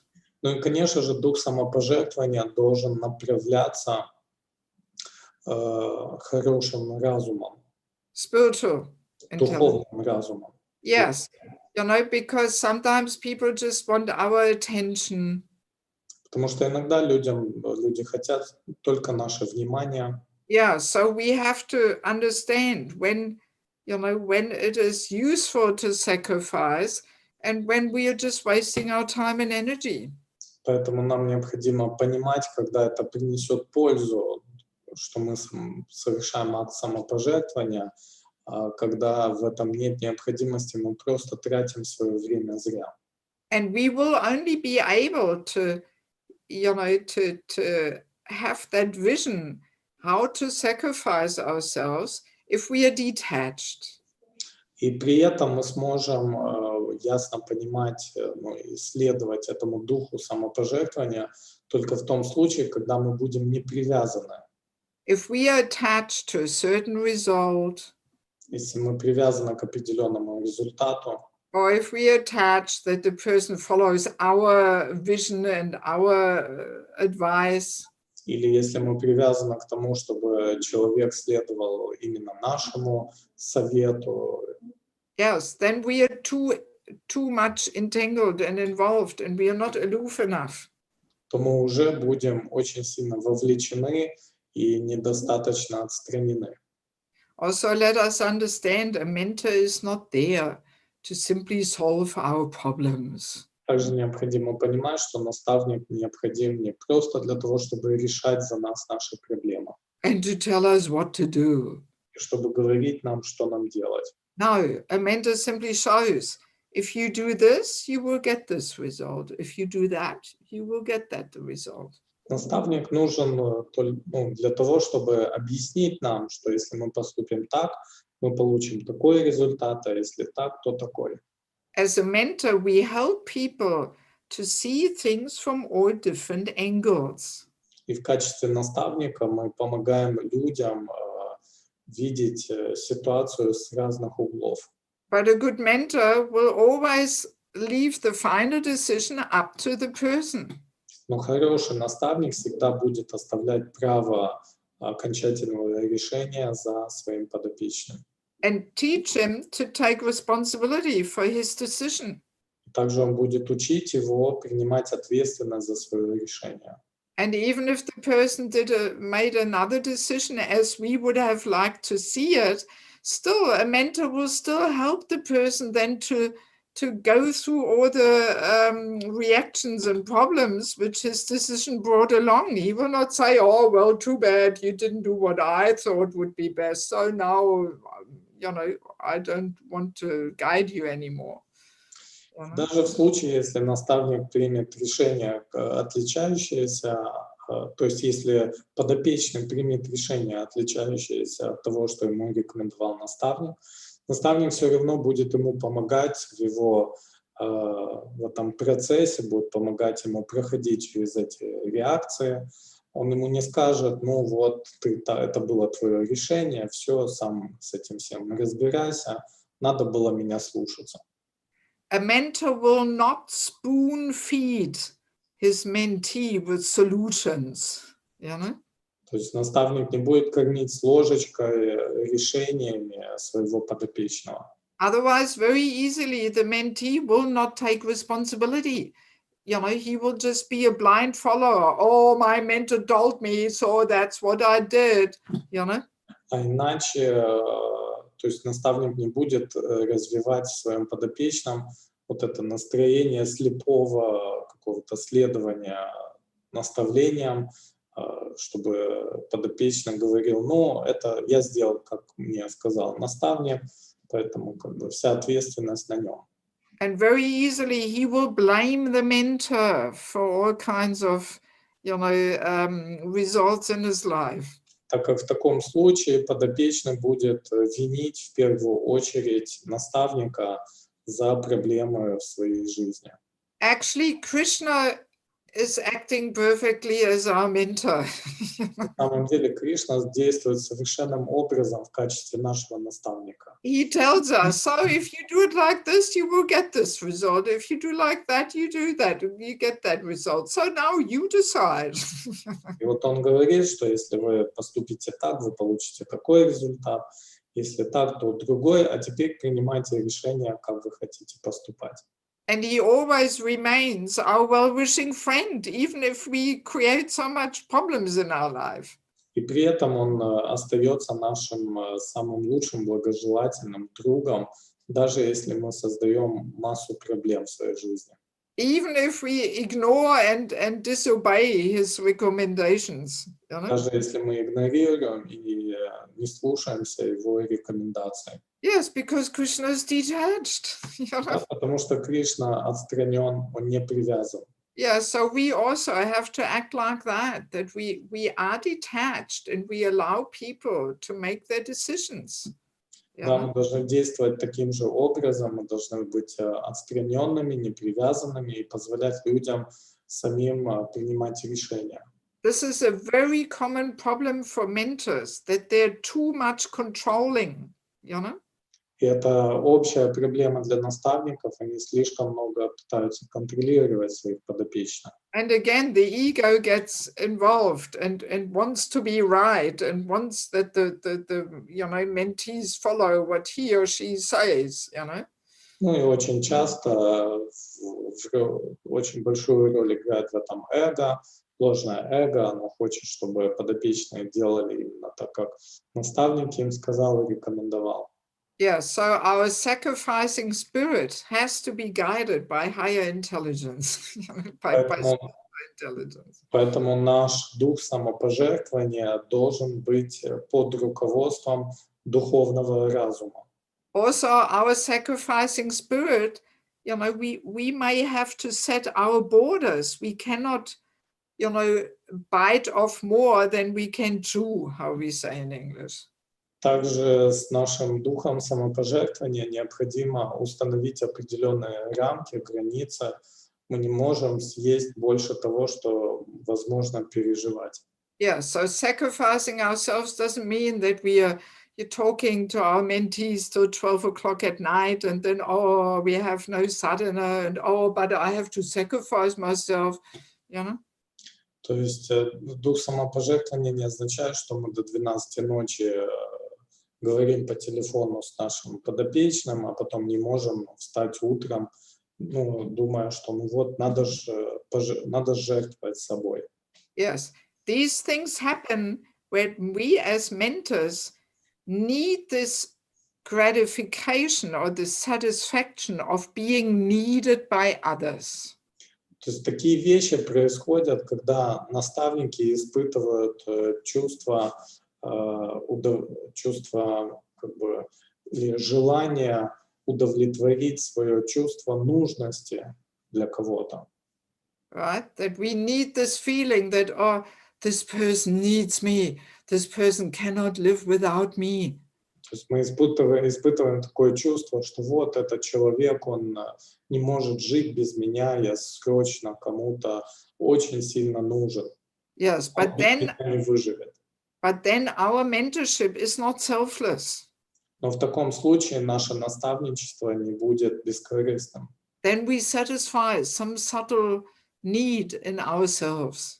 В таком случае мы просто удовлетворяем какую-то тонкую потребность. Yes, and then our ability to uplift others is compromised.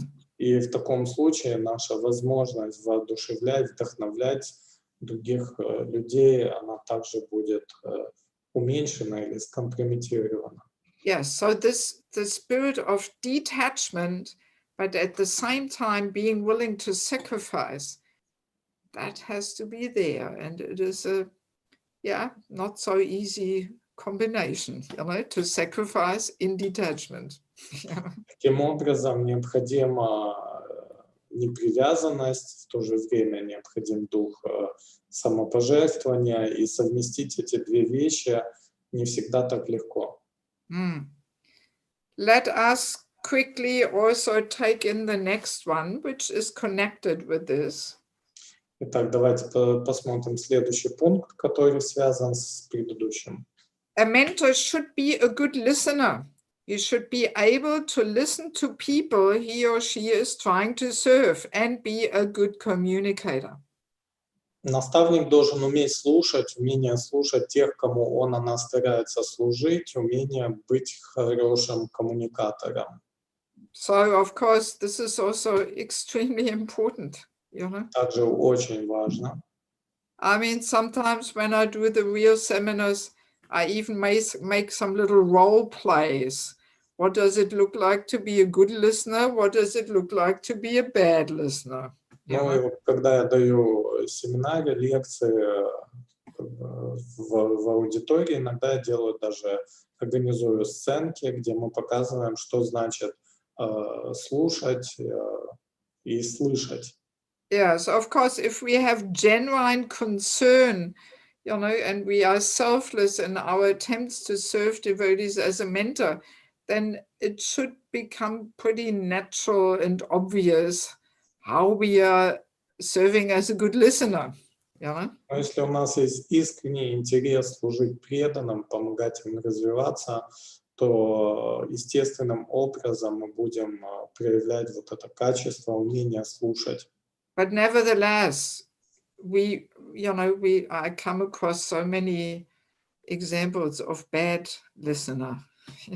Но, тем не менее, я часто сталкиваюсь с историями, где наставники не очень, проявляют себя как не очень хорошие слушатели. Yes, for example, when people sit on the computer writing, and say, yes, I'm listening, keep on going, tell me, I'm listening, and they answer some messages there, Ну, как, например, приходит к наставнику преданный, а тот пишет, что там печатает на компьютере, и говорит, да, говори, я слушаю, а сам в это время что занят другим делом. Oh, we are on the phone and we constantly interrupt the talk. Oh, sorry, I have to answer this call, just 1 minute. And then again, just 1 minute. And, I mean, my God, Ну, или приходит преданный к наставнику, а тот занят разговором по телефону, и опять потом ему кто-то звонит, и он говорит, извини, сейчас. То есть это неправильно. I mean, how will a person feel? The person comes to open his heart and tell something that's really important to him. And then the other person is always busy there with the phone and looking what SMS I just got. And I mean, the person will never ever come again, То есть как, представьте себе ситуацию, как человек будет себя чувствовать, когда он пришел с чем-то важным, он хочет открыть свое сердце, а его наставник или старший, он просто занят другими делами и невнимательно его слушает. Even a little thing such as always looking at the watch, gives a person the feeling, actually, he's got no time for me. He's busy. He's always looking at the watch. И даже такая маленькая деталь, как, допустим, старший или наставник постоянно будет, смотрит на свои часы, на время, это уже дает как бы его подопечному вот это ощущение неудовлетворенности. Почему меня внимательно не слушают? And actually, in this point, we also have to mention the importance of confidentiality. Ну и также мы здесь должны отметить важность конфиденциальности. This is, in these modern days of internet, Facebook, WhatsApp, people cannot keep things confidential. They're telling others. То есть в эту эру интернета, Фейсбука, соцсетей люди не могут сохранять конфиденциальность, то есть они делятся конфиденциальными вещами. So, and then how can we open our heart if we cannot really trust the person that he or she will keep the information confidential? Ну, как мы можем открывать свое сердце, если мы знаем, что наш наставник не сохраняет конфиденциально эту информацию тем, чем мы делимся с ним? And he will not use it against us later. И как мы можем быть уверены в том, что позже он не воспользуется этим против нас? Yes, and he will not tell everybody else in the community. И что он не расскажет об этом всем в общине. And even this inability of keeping things confidential is also connected with a false ego. Ну и также вот это качество, невозможность или сложность сохранения информации конфиденциальной, она также связана с ложным эго. Yes, because often we want to show off. Oh, I know this, you probably don't know, but I'm such a confidential person. I know something which you don't know. Потому что таким образом наше ложное эго самоутверждается. Ну вот, я знаю вещи, которые ты не знаешь. У меня есть эти знания, а у тебя их нет. Yes, and we want to show off that we are such a special person who knows something which others don't know. И мы просто хотим похвалиться тем, что мы знаем вещи, которые не знают другие. Yes, so yeah, confidentiality, utmost importance.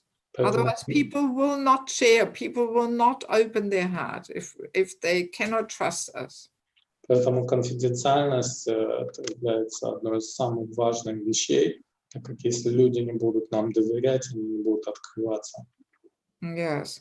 Also, another very important thing in this regard is that a mentor should never pass judgments on a situation or a person without talking to everybody involved. Также очень важный еще момент в дополнение к этому. Наставник не должен выносить какие-то решения или суждения без того, чтобы не поговорить с другими людьми, вовлеченными в эту ситуацию. Yes, before we pass judgments on people or situations, we have to, investigate. We have to collect all the different informations and speak to everybody involved. And only then we get a clear picture of what actually happened. То есть мы не должны выносить каких-то решений до момента, пока мы не переговорим со всеми вовлеченными лицами, чтобы иметь полную картину происходящего. I mean, even in the secular society in court, when there was a crime, so much time is taken to hear all the different witnesses, all the different people that somehow were part of the whole crime. Даже в материалистичной культуре, в обществе, в случае совершения какого-то преступления, людям дается возможность оправдаться, то есть заслушиваются свидетели, то есть на это тратится время, то есть решение не выносится сразу. So unfortunately, very often the mentors pass judgments on their mentees just on the grounds of what other people say. Ну и поэтому очень часто наставники выносят свои решения касательно подопечных только на основании того, что говорят другие люди. Yes, very, sometimes it may happen that some temporal authority comes to us and says, oh, your mentee did this and this and this and that and that and that. And we don't even take the time to speak to the mentee and hear his or her side of the story. Очень часто бывает так, что руководство храма, администрация подходит к наставнику и говорит, что ваш подопечный сделал то-то и то-то, что-то может нехорошее, и мы даже не тратим время на то, чтобы услышать своего подопечного, его сторону, что с его стороны, как он видит эту ситуацию. Yes, it doesn't even have to be a temporal authority, just any other senior person. We think, oh, well, that person said, but we have to hear from the mentee what is his or her side of the story. You know? Очень часто это может быть даже не администрация храма, а просто какой-то старший преданный. И мы думаем, ну, если это сказал старший преданный, значит, оно так и есть. И мы как бы даже не пытаемся услышать сторону или версию нашего подопечного. Yes, because let us remember, there is no objective experience. Everybody experiences the same situation completely different. Потому что давайте помнить всегда о том, что у каждого есть свое субъективное видение ситуации. Мы все переживаем или воспринимаем ситуацию по-разному, полностью в отличным образом. According to our own consciousness and attachments and conditioning, we experience it differently. You know? То есть мы воспринимаем ситуацию совершенно по-разному в зависимости от нашего сознания, от наших привязанностей и обусловленности.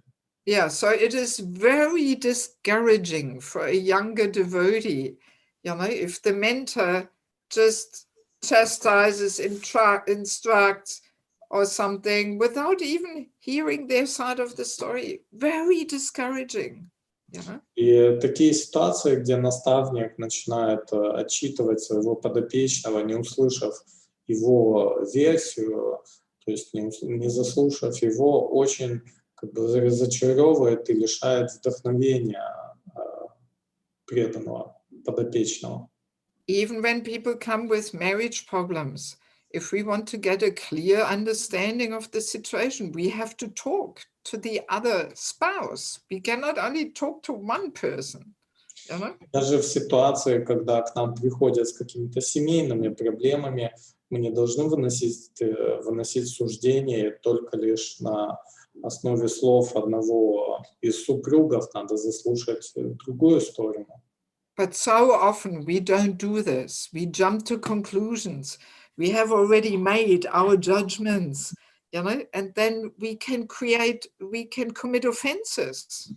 Но очень часто мы этого не делаем, и мы не слушаем другую сторону, и поэтому можем очень легко совершить оскорбление. Yes. So that a mentor has to really understand and really be careful, you know, to guard against this trap. Поэтому наставник должен быть очень внимательным, чтобы не попасть в эту ловушку. Yes.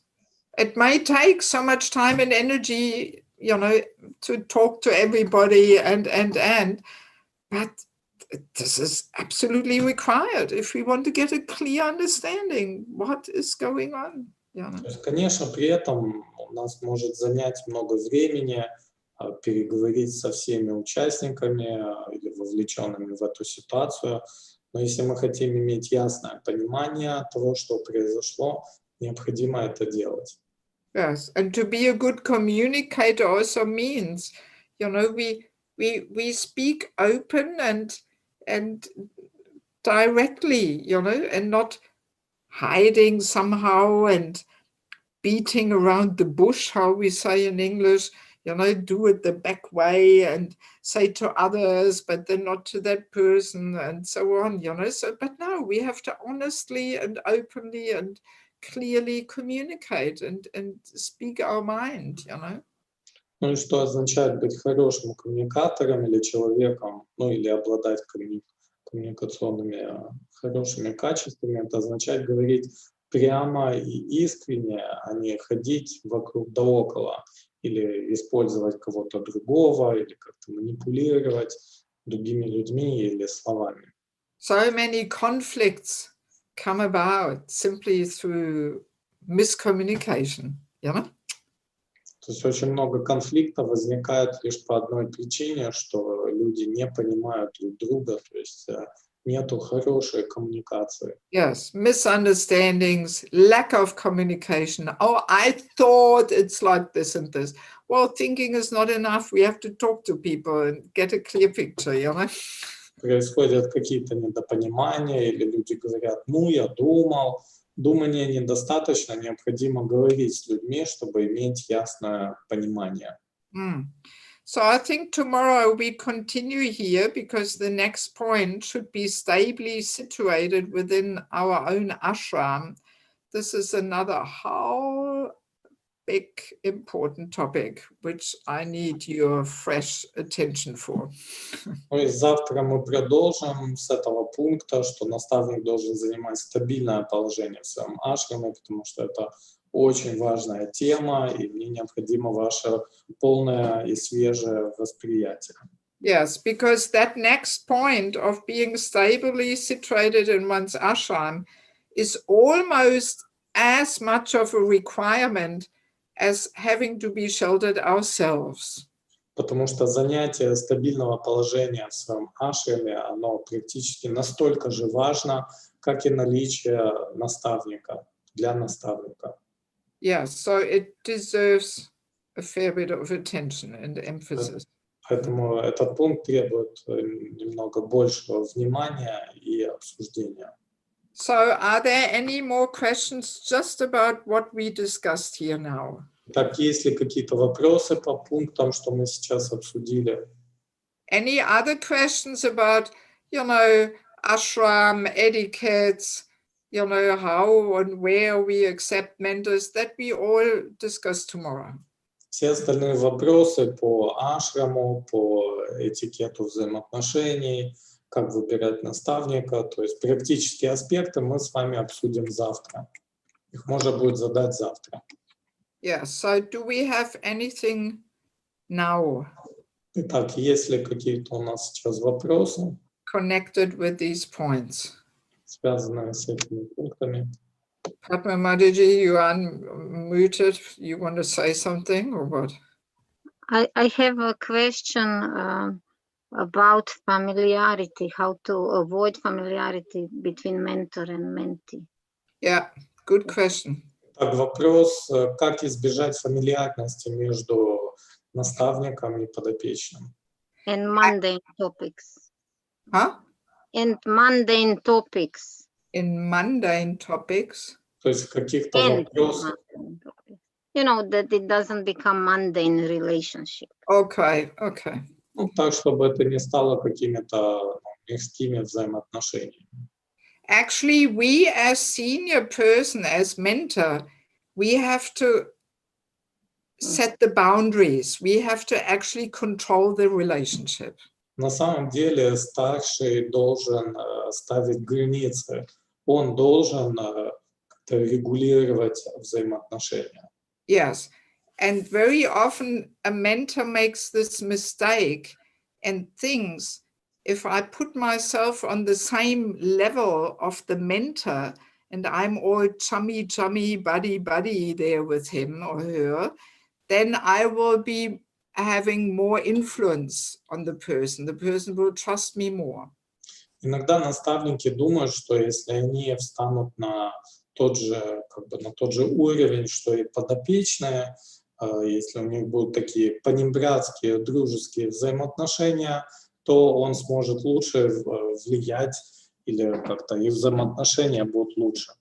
At least in the Western world, there is a big trend to this now in general in the society, even in the schools, amongst the teachers and the children.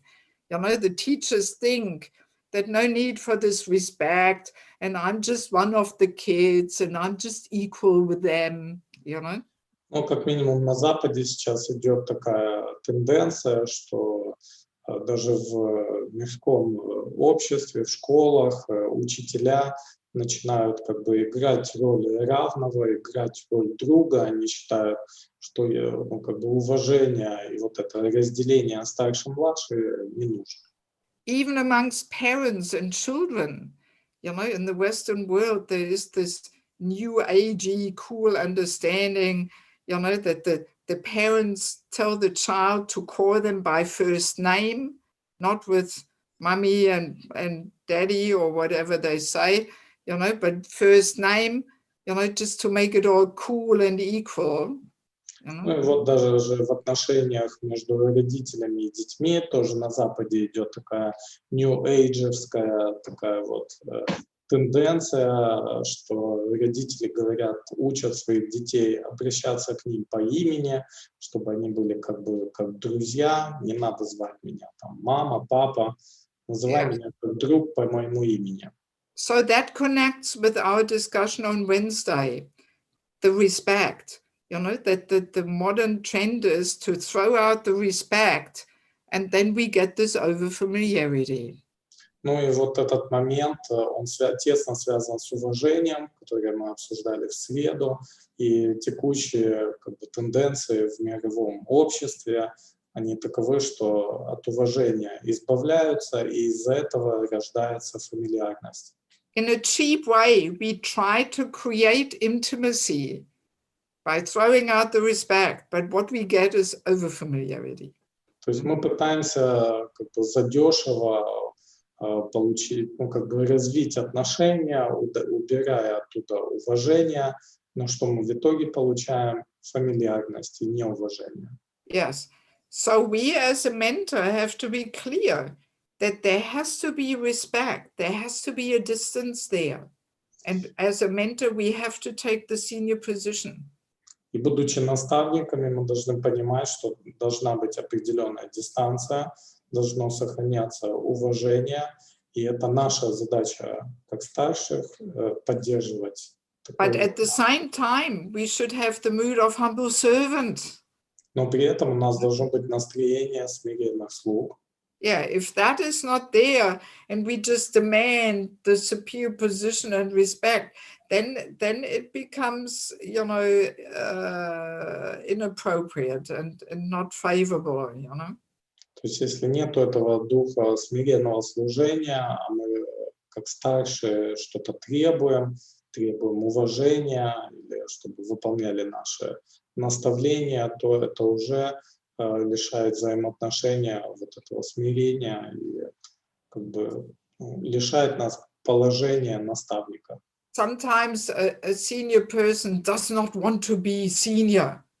Иногда старший преданный не хочет быть старшим. But no, there's nothing wrong with being senior if we don't use that senior position for our personal sense gratification. Но на самом деле нет ничего плохого в положении старшего, если мы не хотим использовать это положение для своего наслаждения чувств. Because we can only uplift a person if we are in a superior position. You know? Потому что мы можем воодушевить или помочь человеку только с положения, если мы как бы более опытны или старше. But that senior position should not be used for any kind of subtle sense gratification. Но это положение старшего не должно быть использовано для какого-то тонкого наслаждения. So if we see ourselves as humble servant, then there's no problem in accepting the fact that we are senior. Yeah? Поэтому если мы видим себя в роли смиренных слуг, то нет никакой проблемы в том, что мы принимаем положение старшего. Because as we said on Wednesday, you know, spiritual knowledge flows from the top to the bottom, you know, it flows down, you know. Потому что, как мы говорили в среду, духовное знание, оно течет сверху вниз. Yeah, so we simply accept that position in the mood of service, so we can uplift others. Поэтому мы сохраняем это положение, но в смиренном умонастроении, с целью, с мотивом помочь и воодушевить других преданных. Yeah, so it is up to us, you know, to keep the required distance to our mentees and not allowing them to become over-familiar. Поэтому это задача наставников — сохранять определенную дистанцию, не позволять им переходить определенные границы, чтобы не возникала излишняя фамильярность. We can't blame the young devotee because they often don't really know. They are conditioned by, you know, all the material understandings of intimate relationship. То есть мы не можем винить в этом как бы младших преданных, потому что у них есть своя обусловленность, свои какие-то материальные представления о взаимоотношениях. And I mean, again, Vaishnava etiquette helps, you know, that devotees should not call each other by name only, but there should be always Mataji added to the name, so that already creates a more respectful atmosphere. Ну и, конечно же, в этом нам очень помогает вайшнавский этикет. То есть мы должны обращаться не только по имени Матаджи, не только по имени, но и используя приставку Матаджи или Прабху. And also, like in Russian language and also in German language, you have the two ways of addressing a person, and the more formal way and the more familiar way. Ну и как в русском или в немецком языке мы также должны обращаться на «вы» к нашему наставнику. So if we use the respectful way to address others, this is also helpful. Ну и также, если мы используем эти почтительные формы обращения к другим, это будет помогать. Like here in Germany, we have so many Russian devotees. They always use the formal way in the German language to address senior persons, Вот как Whereas здесь, the German devotees they never do it. вот как здесь в Германии, например, русскоязычные преданные, они используют обращение на «вы», то есть формально на немецком, обращаясь к какому-то старшему, но местные преданные почему-то немецкие не пользуются этим формальным обращением на «вы». In Germany, devotees even say to their guru, te. Вот в Германии даже преданные обращаются к гуру на «ты». Yeah, they don't say the respectful one. То есть они не обращаются к нему на «вы». So usually, for Russian, Ukrainian devotees, this is unimaginable. How can you address your guru, with that, informal way, Ну вот для русскоговорящих или украинских преданных это вообще даже невообразимо, как можно к духовному учителю обратиться на «ты». Yes. Yeah, anyway, that's what comes to my mind. So it is mainly up to us that we create the right atmosphere. Поэтому во многом все зависит от нас, от старших, в плане того, чтобы создать правильную атмосферу взаимоотношений. Yes. Okay, anything else? Есть ли еще какие-то вопросы? Yes. Я хотела поделиться. В Киеве есть семейный комитет, они помогают преданным создавать семьи. So I would like to share my one story. In Kiev, we have a family committee that helps devotees enter Grihastha ashram. Yeah. И я задала им вопрос, у них практически не бывает разводов, очень маленький процент разводов. And since they have a very small number of divorces, I asked them a question.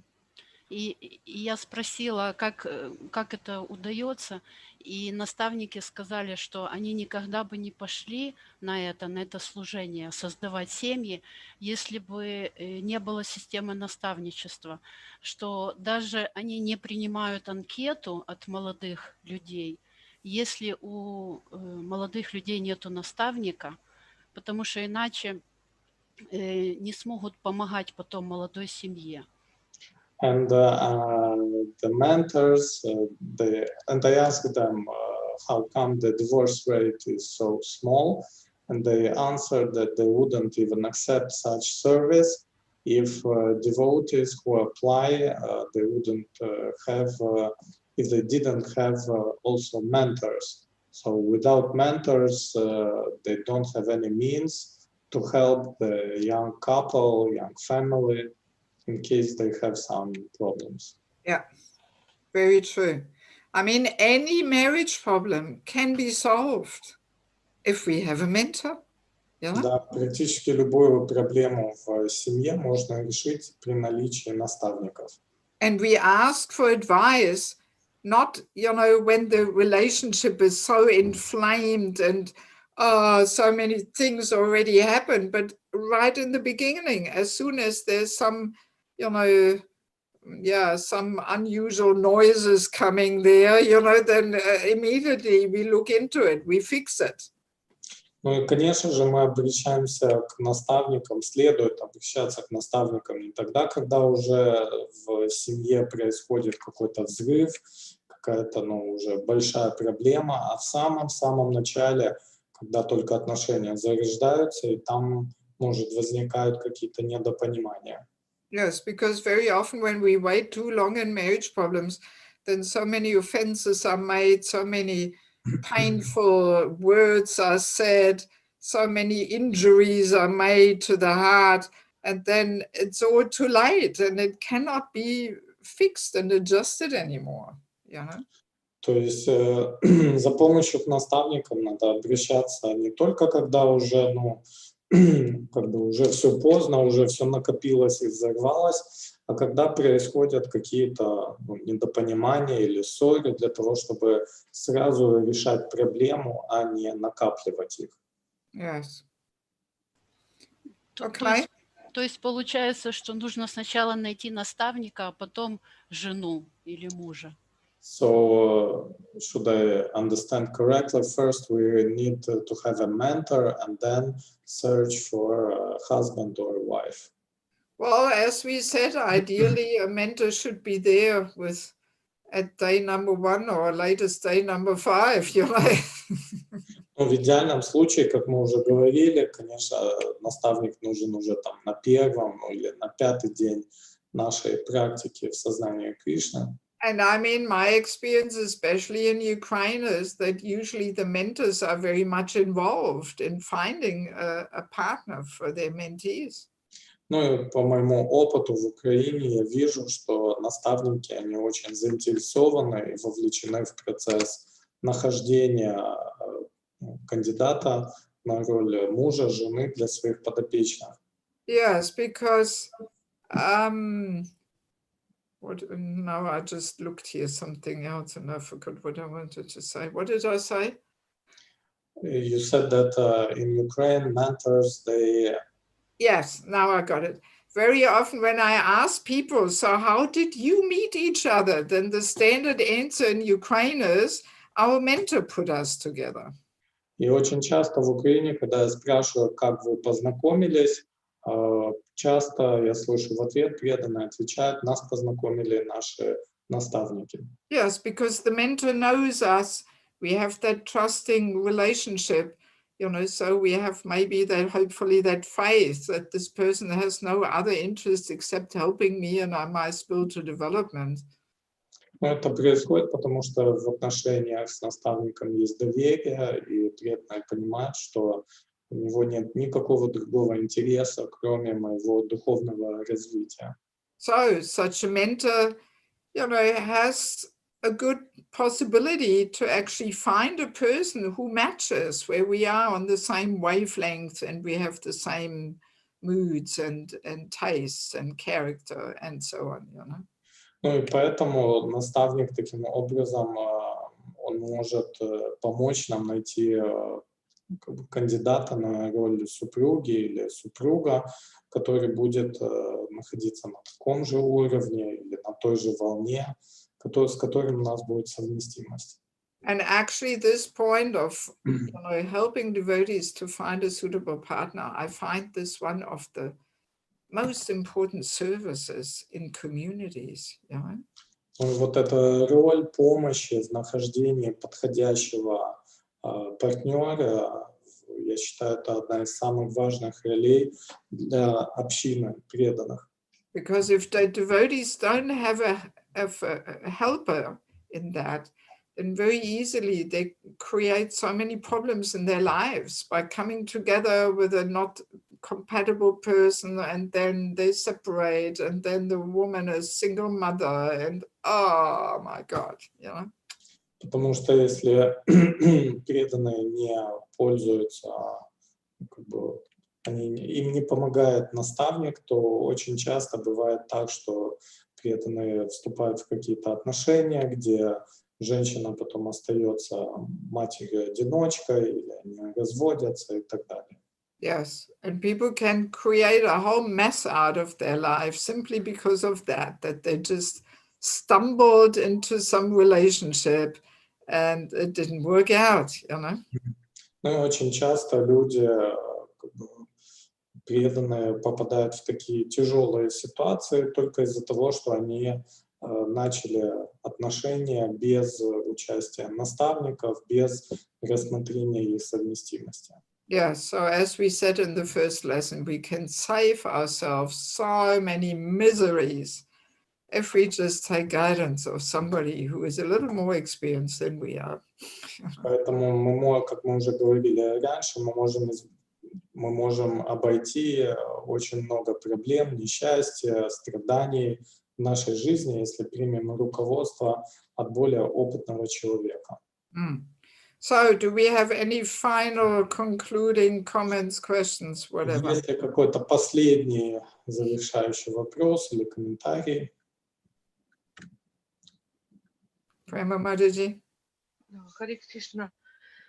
Я слышала от старших преданных такое определение наставника. Наставник — это тот, который может перенаправить подопечного. То есть это не сконцентрировать все внимание на себе, а помочь тем, что посоветовать ему более знающего в определенной сфере преданного. То есть, ну, может, вы прокомментируете. Could you please comment? I've heard a certain affirmation, that statement that a true mentor is a mentor who can redirect a devotee maybe to a person who is more qualified or who has more experience in certain field. Yeah, well, I mean, that is also an important part of being a mentor, that we have to be realistic about our capacities and our, you know, spiritual experience and advancement, you know? Конечно, это также важная часть роли наставника, понимание своей квалификации, своих знаний, своего опыта и будучи проявлять реалистичность по отношению к этому. Again, that is connected with detachment. И опять же это связано с непривязанностью. If a mentor is attached, he thinks all the guidance and upliftment has to come from me and nobody else. Конечно, если наставник будет думать, что все руководство и воодушевление может идти только от меня. And then sometimes a mentor can become very possessive over his mentees. Или если наставник может играть такую роль слишком большого опекуна по отношению к своему подопечному. They are my people. Это мои люди, это my followers. Мой последователь. And they should not go to anybody else, only me. И поэтому они не должны никому идти, только ко мне. Yeah, so that of course is not a good attitude, you know. Ну это, конечно же, нехорошее отношение. Of course, we also don't want that our mentees get confused by going to somebody who, for example, takes controversial and extreme positions on issues. Конечно, при этом мы как наставники, допустим, не хотим, чтобы наши подопечные обращались к каким-то преданным, которые занимают какие-то спорные или крайние позиции по вопросам. Yes, but we do have to, you know, in some certain situations, you know, it is good if a mentor guides a person to speak to somebody else also about that issue and then hear that person's opinion and vision. Но в определенных ситуациях, конечно, это очень даже хорошо, если наставник будет помогать своему подопечному, его направлять к кому-то другому для того, чтобы выслушать его мнение. Yeah, so if a mentor is attached to having control over people, then he will not like it if his mentee goes to somebody else. Ну, конечно же, если наставник, он привязан к тому, чтобы слушались только его, то он не будет особо рад или он не будет направлять своих подопечных к кому-то другому. Then he feels threatened and is afraid to lose control. Он будет чувствовать угрозу и будет бояться потерять контроль. Yes, and he's afraid that the mentee starts liking another person more than him, you know? Он будет бояться, что его подопечный привлечется вот другой личностью. Yeah, so it's all connected with that point that as a mentor, we have to be detached, we have to be aloof. Поэтому все это связано с тем, что наставник должен быть не привязанным, он должен быть отстраненным. And as far as possible, we have to be non-envious, you know? Ну и насколько это возможно, мы не должны испытывать зависть. We have to be happy if somebody else can give, you know, something deeper and uplift the person better, higher than we can, you know? Мы должны испытывать радость, если кто-то может вдохновить или воодушевить нашего наставника лучше, чем мы. Yes. So, I mean, let me conclude by saying this giving and accepting shelter, this is intense purification for both sides, for the mentor and the mentee. Я бы хотел закончить следующим моментом тем, что взаимоотношения прибежища, они дают очень интенсивное очищение как для наставника, так и для его подопечного. It's a whole churning process of anarthas. То есть это целый такой процесс портания анарт. All kinds of stuff comes out to the surface, you know? То есть на поверхность могут всплыть совершенно разные вещи. Sometimes when I travel and give this seminar in different parts of the world, then sometimes people say to me, oh, we tried that, but it's too much problem, you know, it doesn't work. Ну и в каких-то местах, куда я езжу с этими семинарами, лекциями, преданные говорят, ну, это не работает, мы пытались. Yes, but no, the problem is in our hearts. You know, the problem is not put on us by this giving and accepting shelter, but no, the whole giving and accepting shelter brings the problem out. It's already there in our hearts. То есть на самом деле прибежище, весь процесс прибежищения, то есть его приобретения и его предоставления, он не создает проблем. Проблемы создаются возникающими из взаимоотношений проблемами, анархами, которые всплывают из наших сердец. And that's what we want. We want that the things from the heart come out to the surface. И мы хотим именно этого. Мы хотим, чтобы все эти анархии всплывали, очищали наше сердце. So on both sides, mentor and mentee, you know, we are exposed. Things come out. Поэтому как в отношении наставника, так и в отношении подопечных происходит этот процесс как бы всплывания анарт с глубин сердца. Yes, the more subtle things in the heart will be visible. И самые тонкие вещи в нашем сердце, которые мы не видим, они будут всплывать и становиться заметными. And that's exactly what we want. И мы хотим именно этого. So we should not get discouraged when there are some problems. Поэтому не следует терять воодушевление, если мы сталкиваемся с какими-то проблемами. Of course there will be problems and challenges. Конечно, будут проблемы и какие-то вызовы для нас. But they're all part of the whole purifying process. Но они являются частью всего очистительного процесса. Yeah, so we have to be convinced of this, and then we can work through all these problems which may appear. Поэтому мы должны иметь твердую веру в это знание и проходить через все проблемы, с которыми мы сталкиваемся. Yes, but of course, to work through all these problems, we have to be introspective.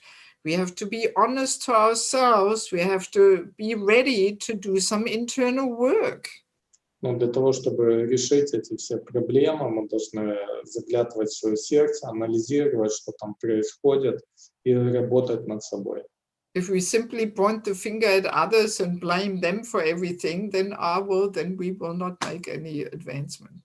Если мы будем просто указывать пальцами на других и обвинять других, не производя анализ того, что происходит в нашем сердце, то это не поможет нам духовно развиваться. Okay, so let us finish on this note for today. Так, сегодня мы заканчиваем на этом. So tomorrow again, same time, we meet, Ukrainian time, 10 o'clock. Завтра мы встречаемся в то же время, в 10 часов по украинскому времени. And we'll have the last session on this topic tomorrow. И у нас будет завтра последняя лекция по этой теме. Actually, I have to say that the materials of the 5th lesson, I often just use them as additional points, but I may not even discuss much of it. But I just want to finish what we have here and then talk about all different other important practical aspects. Обычно пункты с 5-й лекции я использую просто как какие-то дополнительные моменты, так что мы не будем особо, нет необходимости подробно их обсуждать, поэтому завтра мы закончим этот список и перейдем к практическим аспектам. So you could already make a few notes what questions are important for you now, and I will simply present a few topics, and then we see if your questions are answered or maybe not, and then we have some more discussion. Так что вы можете уже подготовить на завтра какие-то свои вопросы по этим темам, и завтра мы их разберем и попробуем уже перейти к следующим. Okay. All right. I wish you a nice day today, and we'll see you tomorrow again. Всем хорошего дня сегодня и увидимся завтра. Thank you very much. Srila Prabhupada ki jai. Bhagavata Bhaktavinda ki jai. Premanandi. Hari Hari.